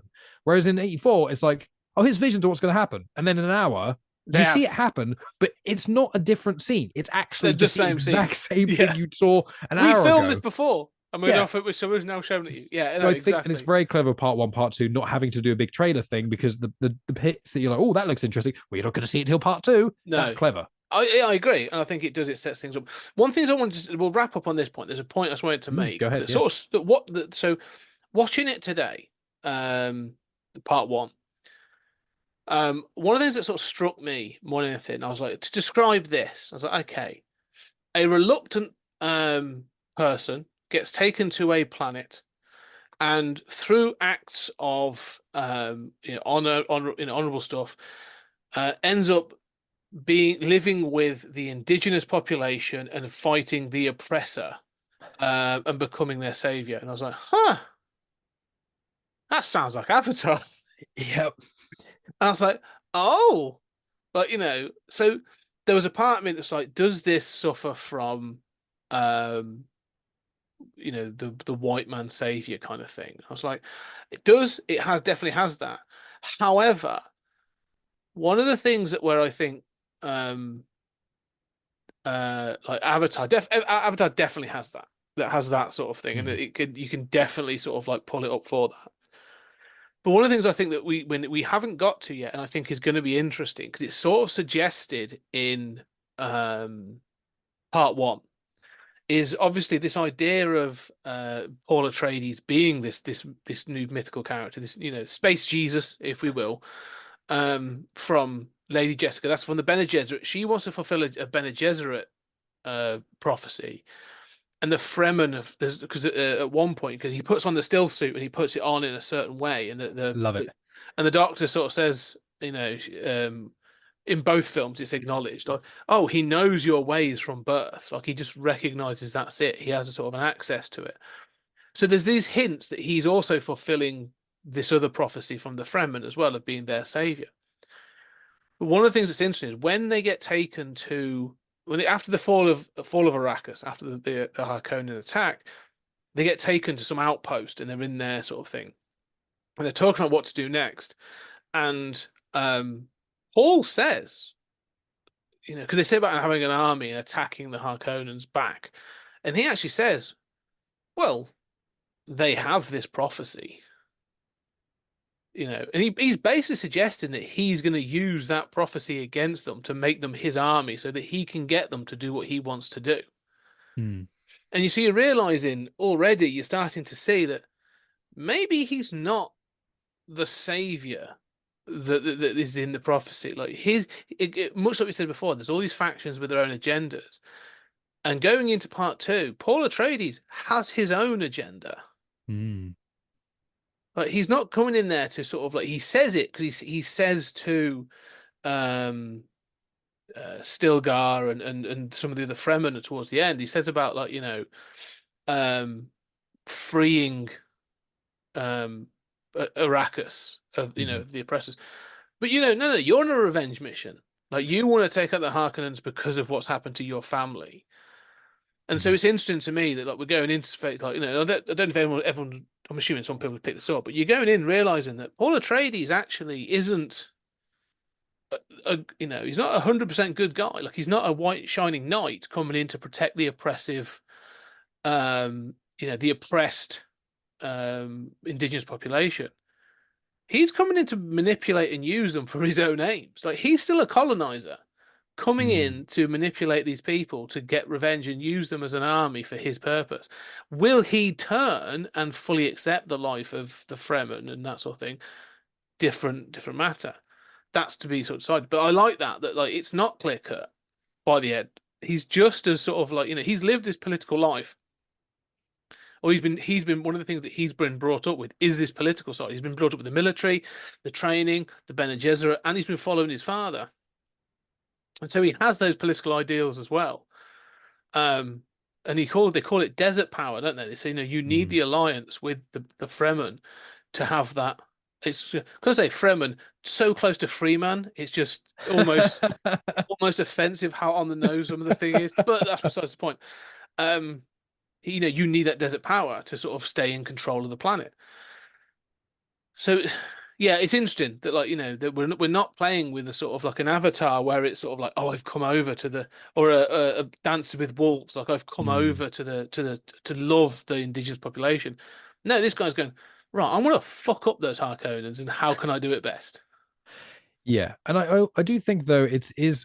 I think I can see how people would believe it as that trope, but I think part of it is that, for me at least, it feels like the Fremen are actively choosing to not get involved. They've got there's way more of them than people realize. They're living off the fat of the land. They just don't want people mining spice near them. That's it. That's their only real thing. In Avatar, especially the first one, it's a lot more like these are people. These are natives who they have now got used to the humans being here, but they've got a different way of life. They don't understand modern technology. They don't understand all these magic machines and things. Whereas I think in Dune, because it's like, they're like, no, we know what you're doing. We just don't want to be involved in that. Like we've actually got in our own ways. And I know you could argue that on Pandora, the Na'vi do as well, but like we've got our own technology, but it's kind of like the Fremen have kind of got their own technology mixed with a bit of mysticism. Whereas on Pandora, the Na'vi is like purely like native, shamanistic almost kind of ways of going. Theirs is like pure Mother Gaia, pure nature. Whereas the Fremen is more like human ingenuity mixing with some mysticism, mixed with a bit of kind of nature knowledge and things. I feel like they're slightly separate. And I think because it's not just, the oppressors and the natives, there's more to it. There's, the Emperor and whatever his agenda is and the other planets in his control, as well as the Harkonnens that are kind of his puppet at the moment. Atreides who've just been, attacked and things. The Fremen who've got their own thing as well. And all of this going on Arrakis as well. It's just like, there's and the Bene Gesserit order. Of course, that was it. Yes, exactly. And what are they doing? And then what's Lady Jessica going to do? So I see that point. I hadn't really necessarily thought about that. And I hadn't thought about what is Paul going to do, because I think for me, he is the least interesting character in 84. He's probably the most interesting character apart from the Baron. I'd probably say, I think. Whereas in 2021, I think he's quite dull. He's quite boring, but not because of bad writing. I think it's almost it's intentional. For me, it kind of works. Yeah, when you've got someone who's all powerful. I mean, controversy. I think Luke Skywalker is a bit boring. He's a cool character, but he's not. You don't what when you think of Star Wars, you go, the coolest character is Luke. You don't think that until Return of the Jedi, really. You think the coolest character is Han Solo or Darth Vader, or maybe Lando, if you watch the later ones, when you watch Return and stuff. But you're like, with this, it's just like he's kind of bland, but he's got all this power emanating off him. He's got all these strands going into him, and it's all the people around him that I found in 2021 are the most interesting. I think Josh Brolin's character is really cool. I loved Oscar Isaac. Lady Jessica is definitely like, I'm much more intrigued by her journey, because Paul's is kind of like whatever he dreams of, that's kind of what he's going to do. Whereas Lady Jessica, what she's going to do, and Zendaya's character, which I think is Chani, what is she going to do as well? I think I'm more interested by what Paul's actions are going to cause to them as opposed to Paul himself. You're right. I mean, this thing is, this is an ensemble cast. Like, it's not a starring vehicle. I agree with. I think sort of like Timothy Chalamet is very good, but I almost think him being, I would say, an attractive young sort of, I say, relatively bland. I don't as a character, I think is intentional. Because of that very sort of like, he's supposed to be privileged. He's supposed to be, so I'm interested. I'm excited to see his journey in part 2, and how that'll sort of, how that will end. I mean, I am kind of fascinated to see how they're going to end it, because obviously there is sort of the second book or the third book, sorry. Oh no, it's the second book is Children of Dune, and then it goes on to Dune Messiah and so on and so forth. Like, there's and a big jumps between them. If this does well, and word of mouth so far is this is sort of like film of the year already. Like people are like, I've heard people say that. this is a phenomenal film already.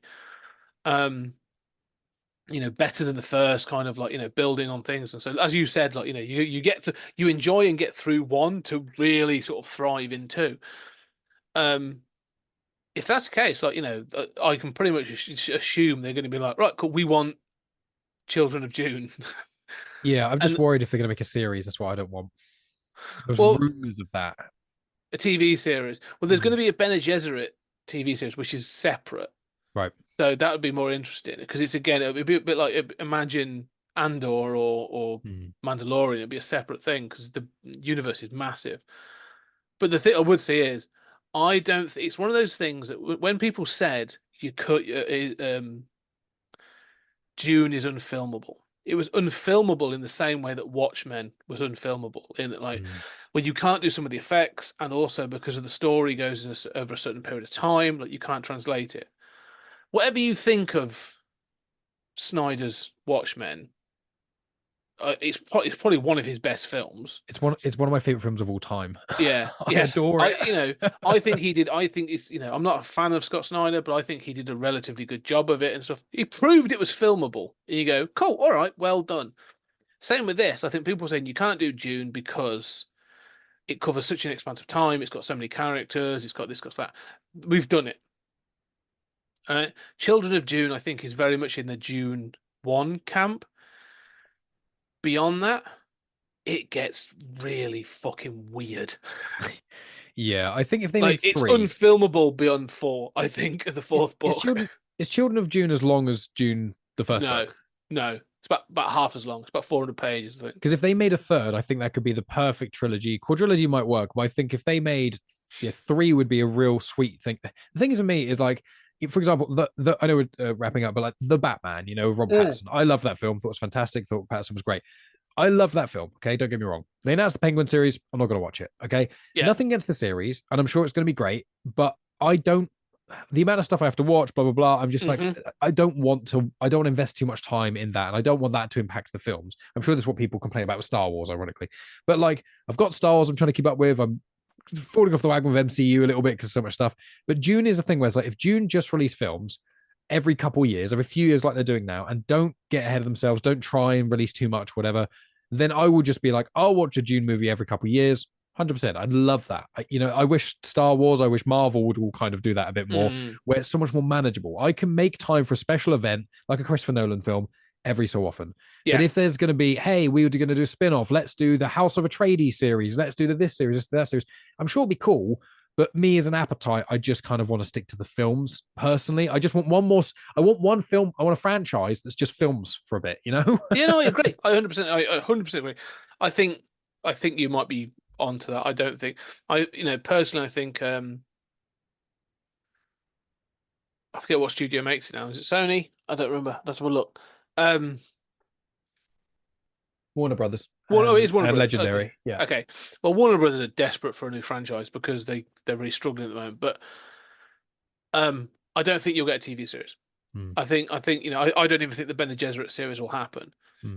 Because I think they are going to be looking at all the streaming shows that are happening and which ones are hitting and which ones not. Like you said, the MCU shows viewing figures aren't good. They try to make out they're good, but they're not. And unfortunately, some of the better shows then don't get watched because the past one was crap. So I think Miss Marvel is one of the better ones. I agree.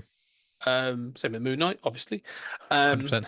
But again, both of them sort of got missed a little bit because everyone was like, well, I really didn't like so-and-so. I didn't like that. So you go, okay, then can't do anything about that. And I think things like the Lord of the Rings TV show from Prime, which I actually really enjoyed, but people hammered on.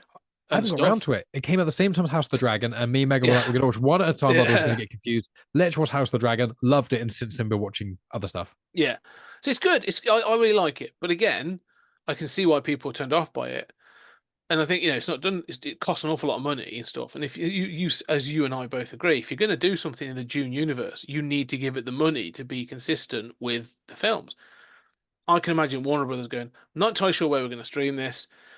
It's going to cost an awful lot of money. I don't think it's going to give us the payback we want. Let's stick with what we've got. And, I think you'll hear, if this goes well, I think within the next 2-3 months, you'll hear that Children of Dune has been greenlit, with Denny Villeneuve at the helm.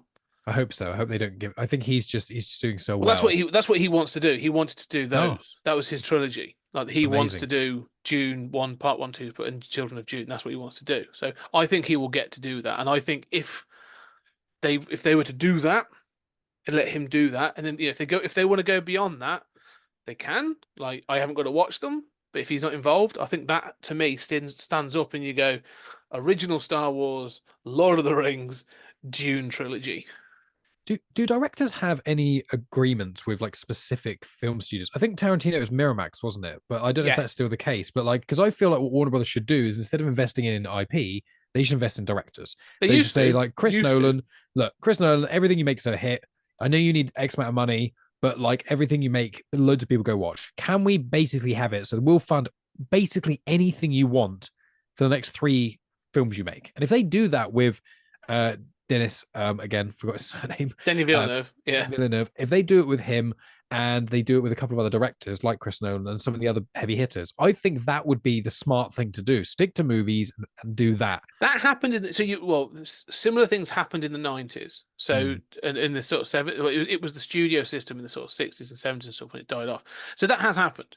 And it happens now where directors will sign up to a blockbuster, and a part of their contract is that studio will also then finance one of their pet projects, right? And stuff like that. And there has been, I know streamers have done it and stuff, but there have been a few. I think Spielberg had a certain relationship with, I think, several studios in the 80s in a similar way. Like he always had Amblin, so he could do what the hell he wants. But yeah, I was going to say a lot of them make their own or just have a strong connection with the creators of one.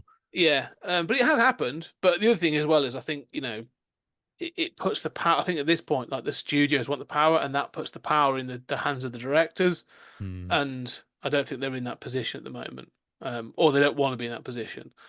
But you're right. I think, you just go, there are certain directors that can do that. I think like Jim Cameron does that. Like he basically turned up and was like, I'm making 5 Avatar films.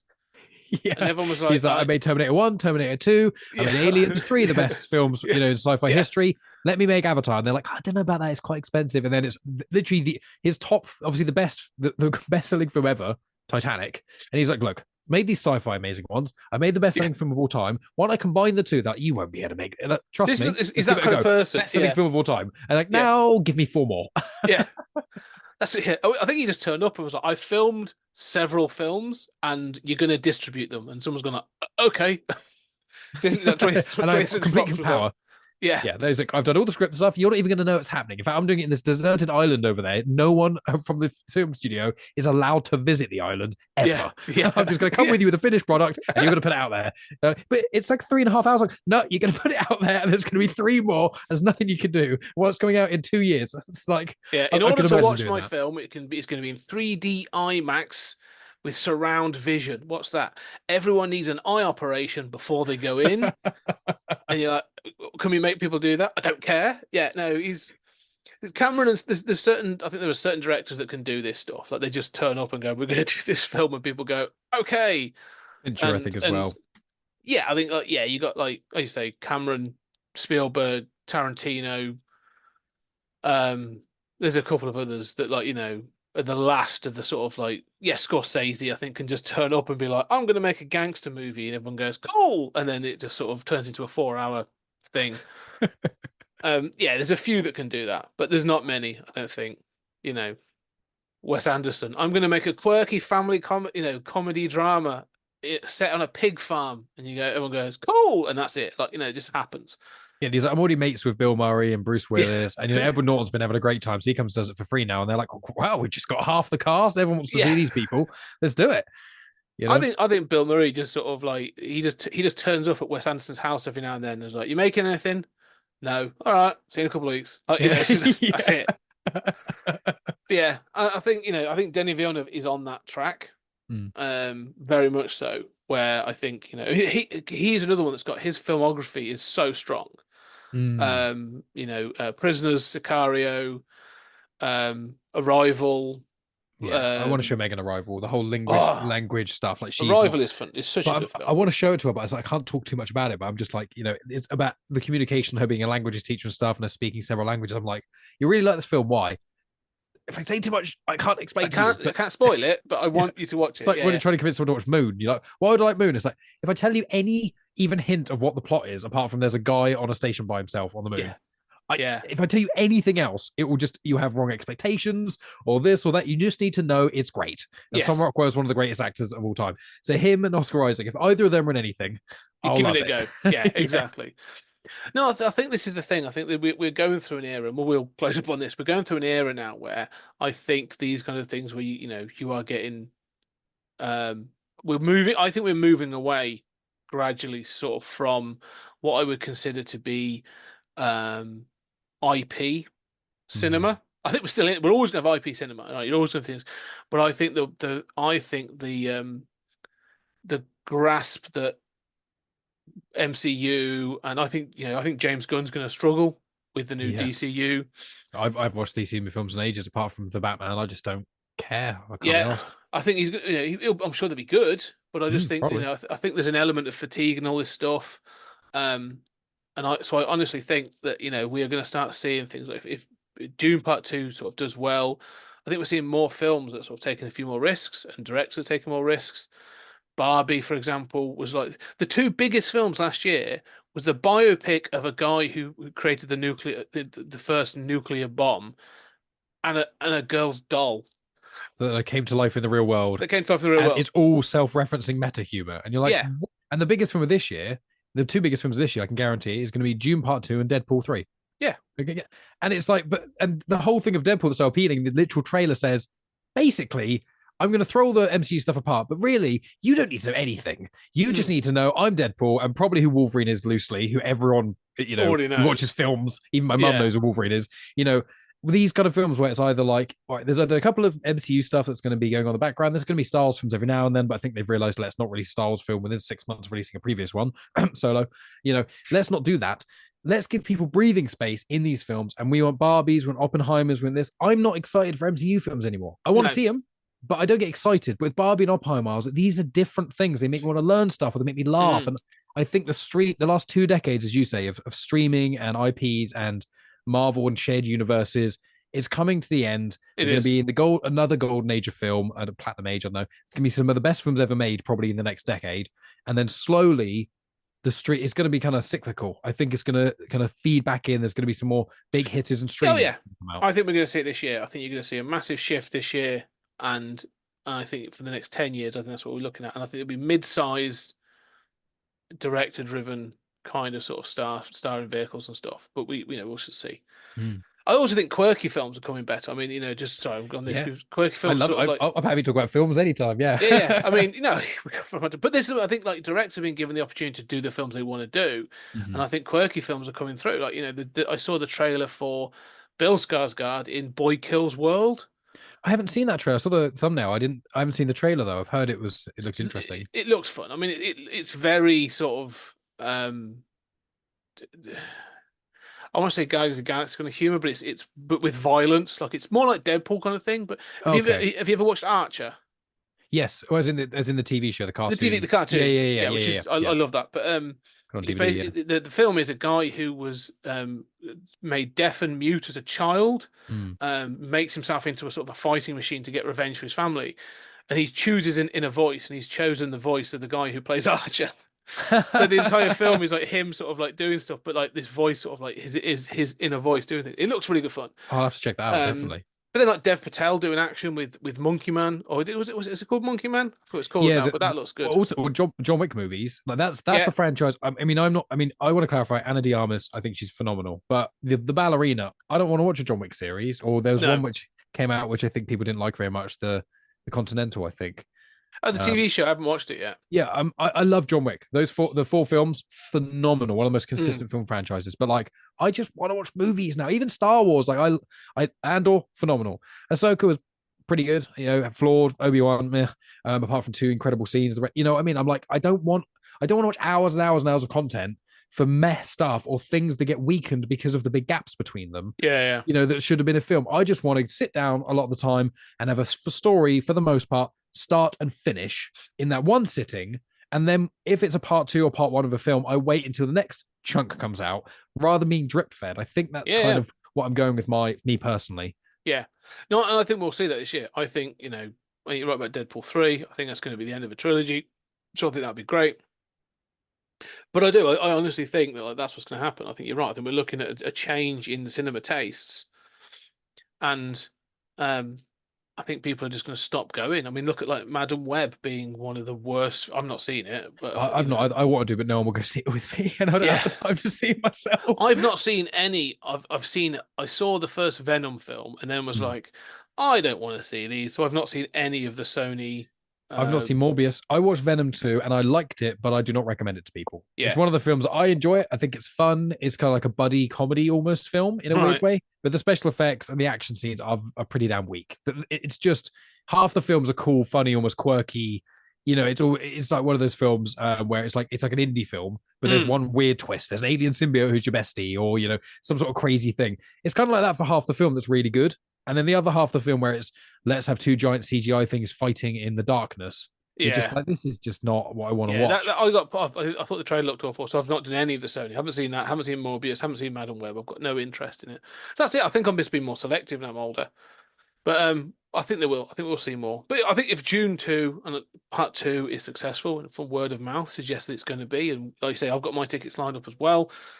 We shall know soon. I might even do like an addendum to this. I'll come out and be like, "Oh, that was amazing," or "Oh, that was a bag of shit." Thumbs up, thumbs down. We'll keep it binary. But yeah, I think it'll be interesting to see. I think I think we're going to see less big, massive blockbusters because there's sort of too much money being lost. I think the nostalgia. We're not even going to going on, but we'll give it. But I think the nostalgia blockbuster era is over. Oh yeah, because of all the either reboots or long-term sequels and things like that. Lego sequels. I think the Lego sequels are done. I think Indiana Jones sort of killed that last year. Although I love Dial of Destiny, gotta say I actually really enjoyed it. We had a great chat about. We obviously spoke about on Comics on Trial. We spoke about Kingdom of the Crystal Skull, and then after, because that kind of got me hyped to watch Dial of Destiny. I enjoyed it. I think it's definitely a great film worth watching. But it is. But I think the reception to it is. I think that killed the Lego sequel. I think no one's going to be looking at old IPs anymore and going, "Let's do an old person version of that anymore." So I think that's gone. I think we're going to be leaning into more quirky sort of mid-range budget.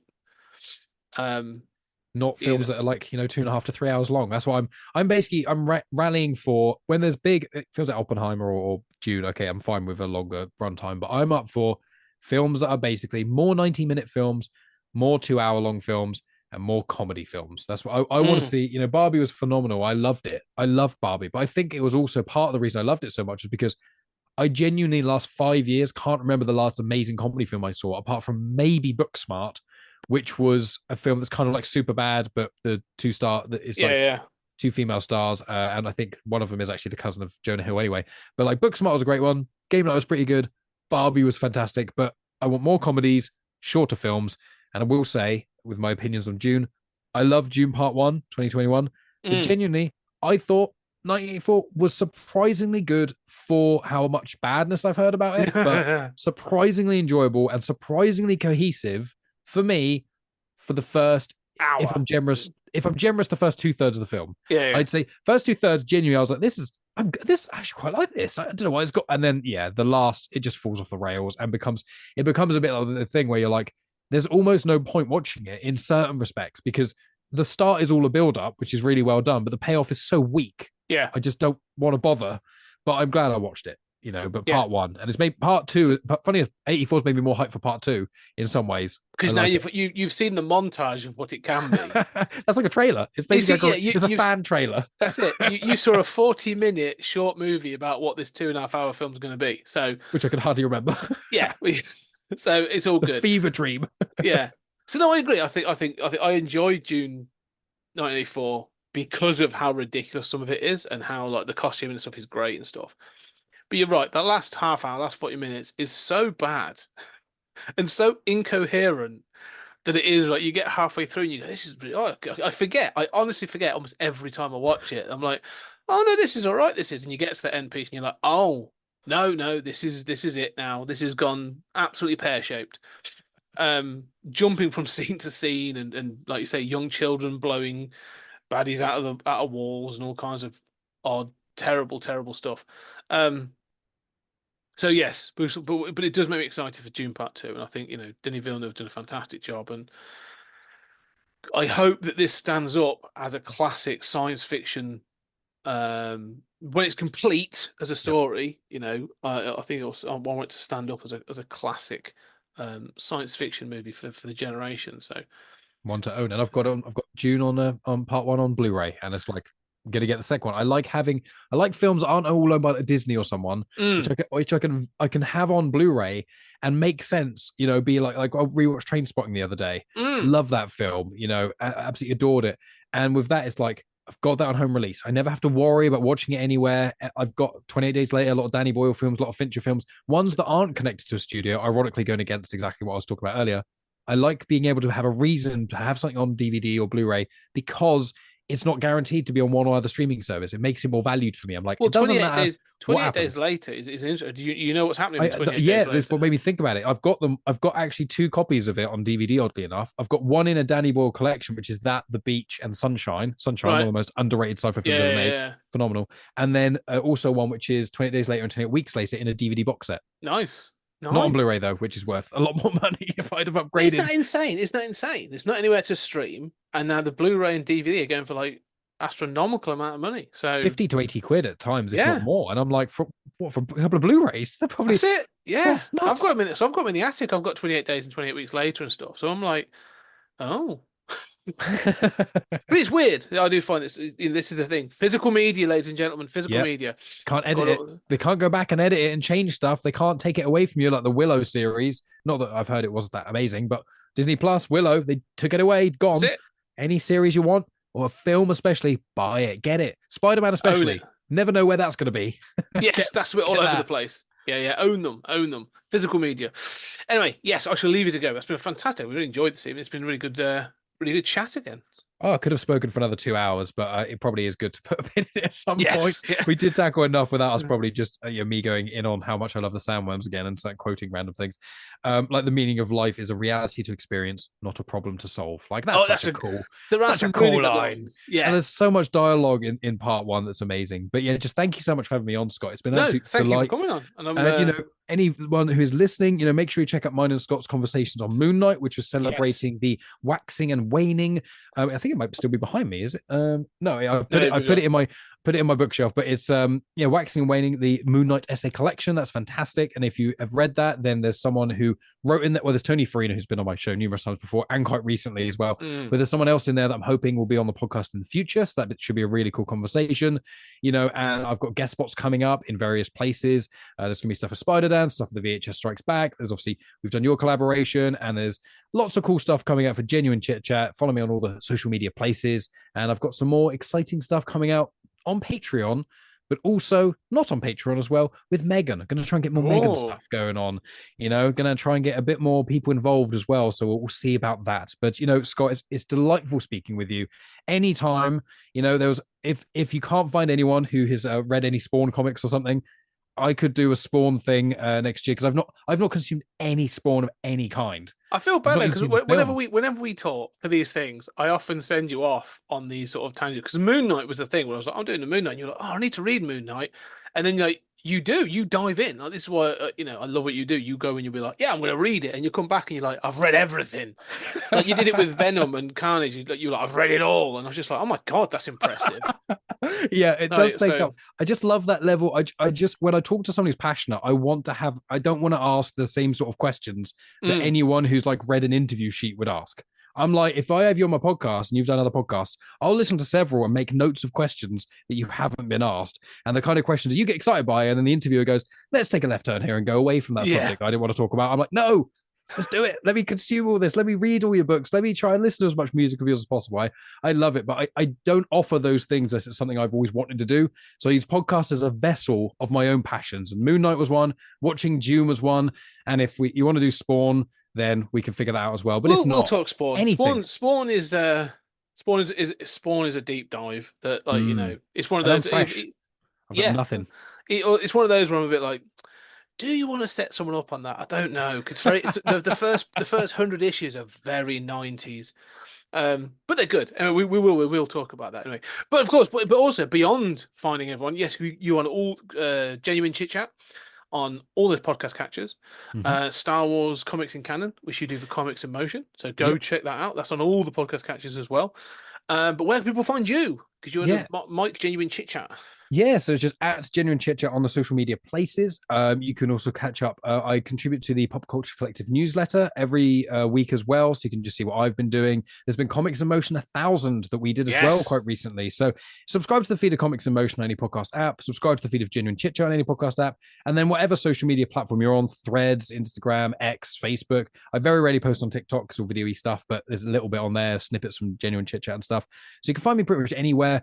I'm on YouTube as well, which on youtube.com/genuine chit chat. That's every episode of Star Wars Comics in Canon, all the episodes of Clone Wars conversations that I put on the various feeds as well. A lot of the collaboration episodes I've done as well. There's video versions of those on there, including Comics in Motion 1000, the thousandth episode of Comics in Motion on the 6-year anniversary of the show. Of that It's really first ever impressive. episode. That's a lot of content. It is. Chris and Dave, you definitely set the footwork for that. But obviously, myself, Tony, and a lot of the other incredible creators, including Max Byrne, who's on the show as well, the 1000th episode, all contributed. Even you did with the Moon Knight, Midnight Mission. We've had so many amazing creators all contribute. So if you've never even heard of Comics in Motion, never seen it, it's actually a perfect way to not only celebrate the prior 6 years, but also as an introduction of what's in the past, what's to come, and all that great stuff. As comics, as they say in comics, it's a perfect jumping on point. Yes, yeah, the Stan Lee way of doing things. That's the kind of that's it. Yeah, but thank you so much for having me on, Scott. No, it's always great. genuinely a delight talking with you about anything. I always look forward to our long conversations, and I love listening to you on Stories Out of Time and Space and Tony Century Geek doing massive deep dives and stuff because I love it. It's fantastic. Thank you very much for coming on. I love our conversations as well. This is the thing. This is why we only do them every now and then because we could just go on for hours, and you've already got that with Julian on Stories Out of Time. Especially. You don't need a second regular podcaster. No, who talks even more than you do. Julian and I have to have a timer. Like we have to and then we sort of like because no one ever sees the video. They'll be like, we'll come to a point where we're both like, we'll start wrapping up, and then we talk for another 20 minutes. Yeah, no, it's wonderful having you on. I really appreciate it. And yeah, do go check out everything that Mike's doing because he's doing fantastic stuff. Dip into Genuine Chit Chat, which I think is the array of people you have on there is always fascinating. You have some challenging and fascinating conversations on there with all kinds of people, not just comic and genre stuff, like people in life, which is so fascinating. It's just some interesting sort of just tangents, like not often as you often do, like starts one place, goes another, but they're always interesting, which I love. I've learned a lot from them. But for myself, yes, you are right. We've got 100%. We've got much stuff coming up from 20th Century Geek. Tony's back soon to do some more story time. Yes, we're going to be doing The Thing on the next episode. Not just The Thing. We're going to do The Thing from Another World, The Thing, and The Thing 2011.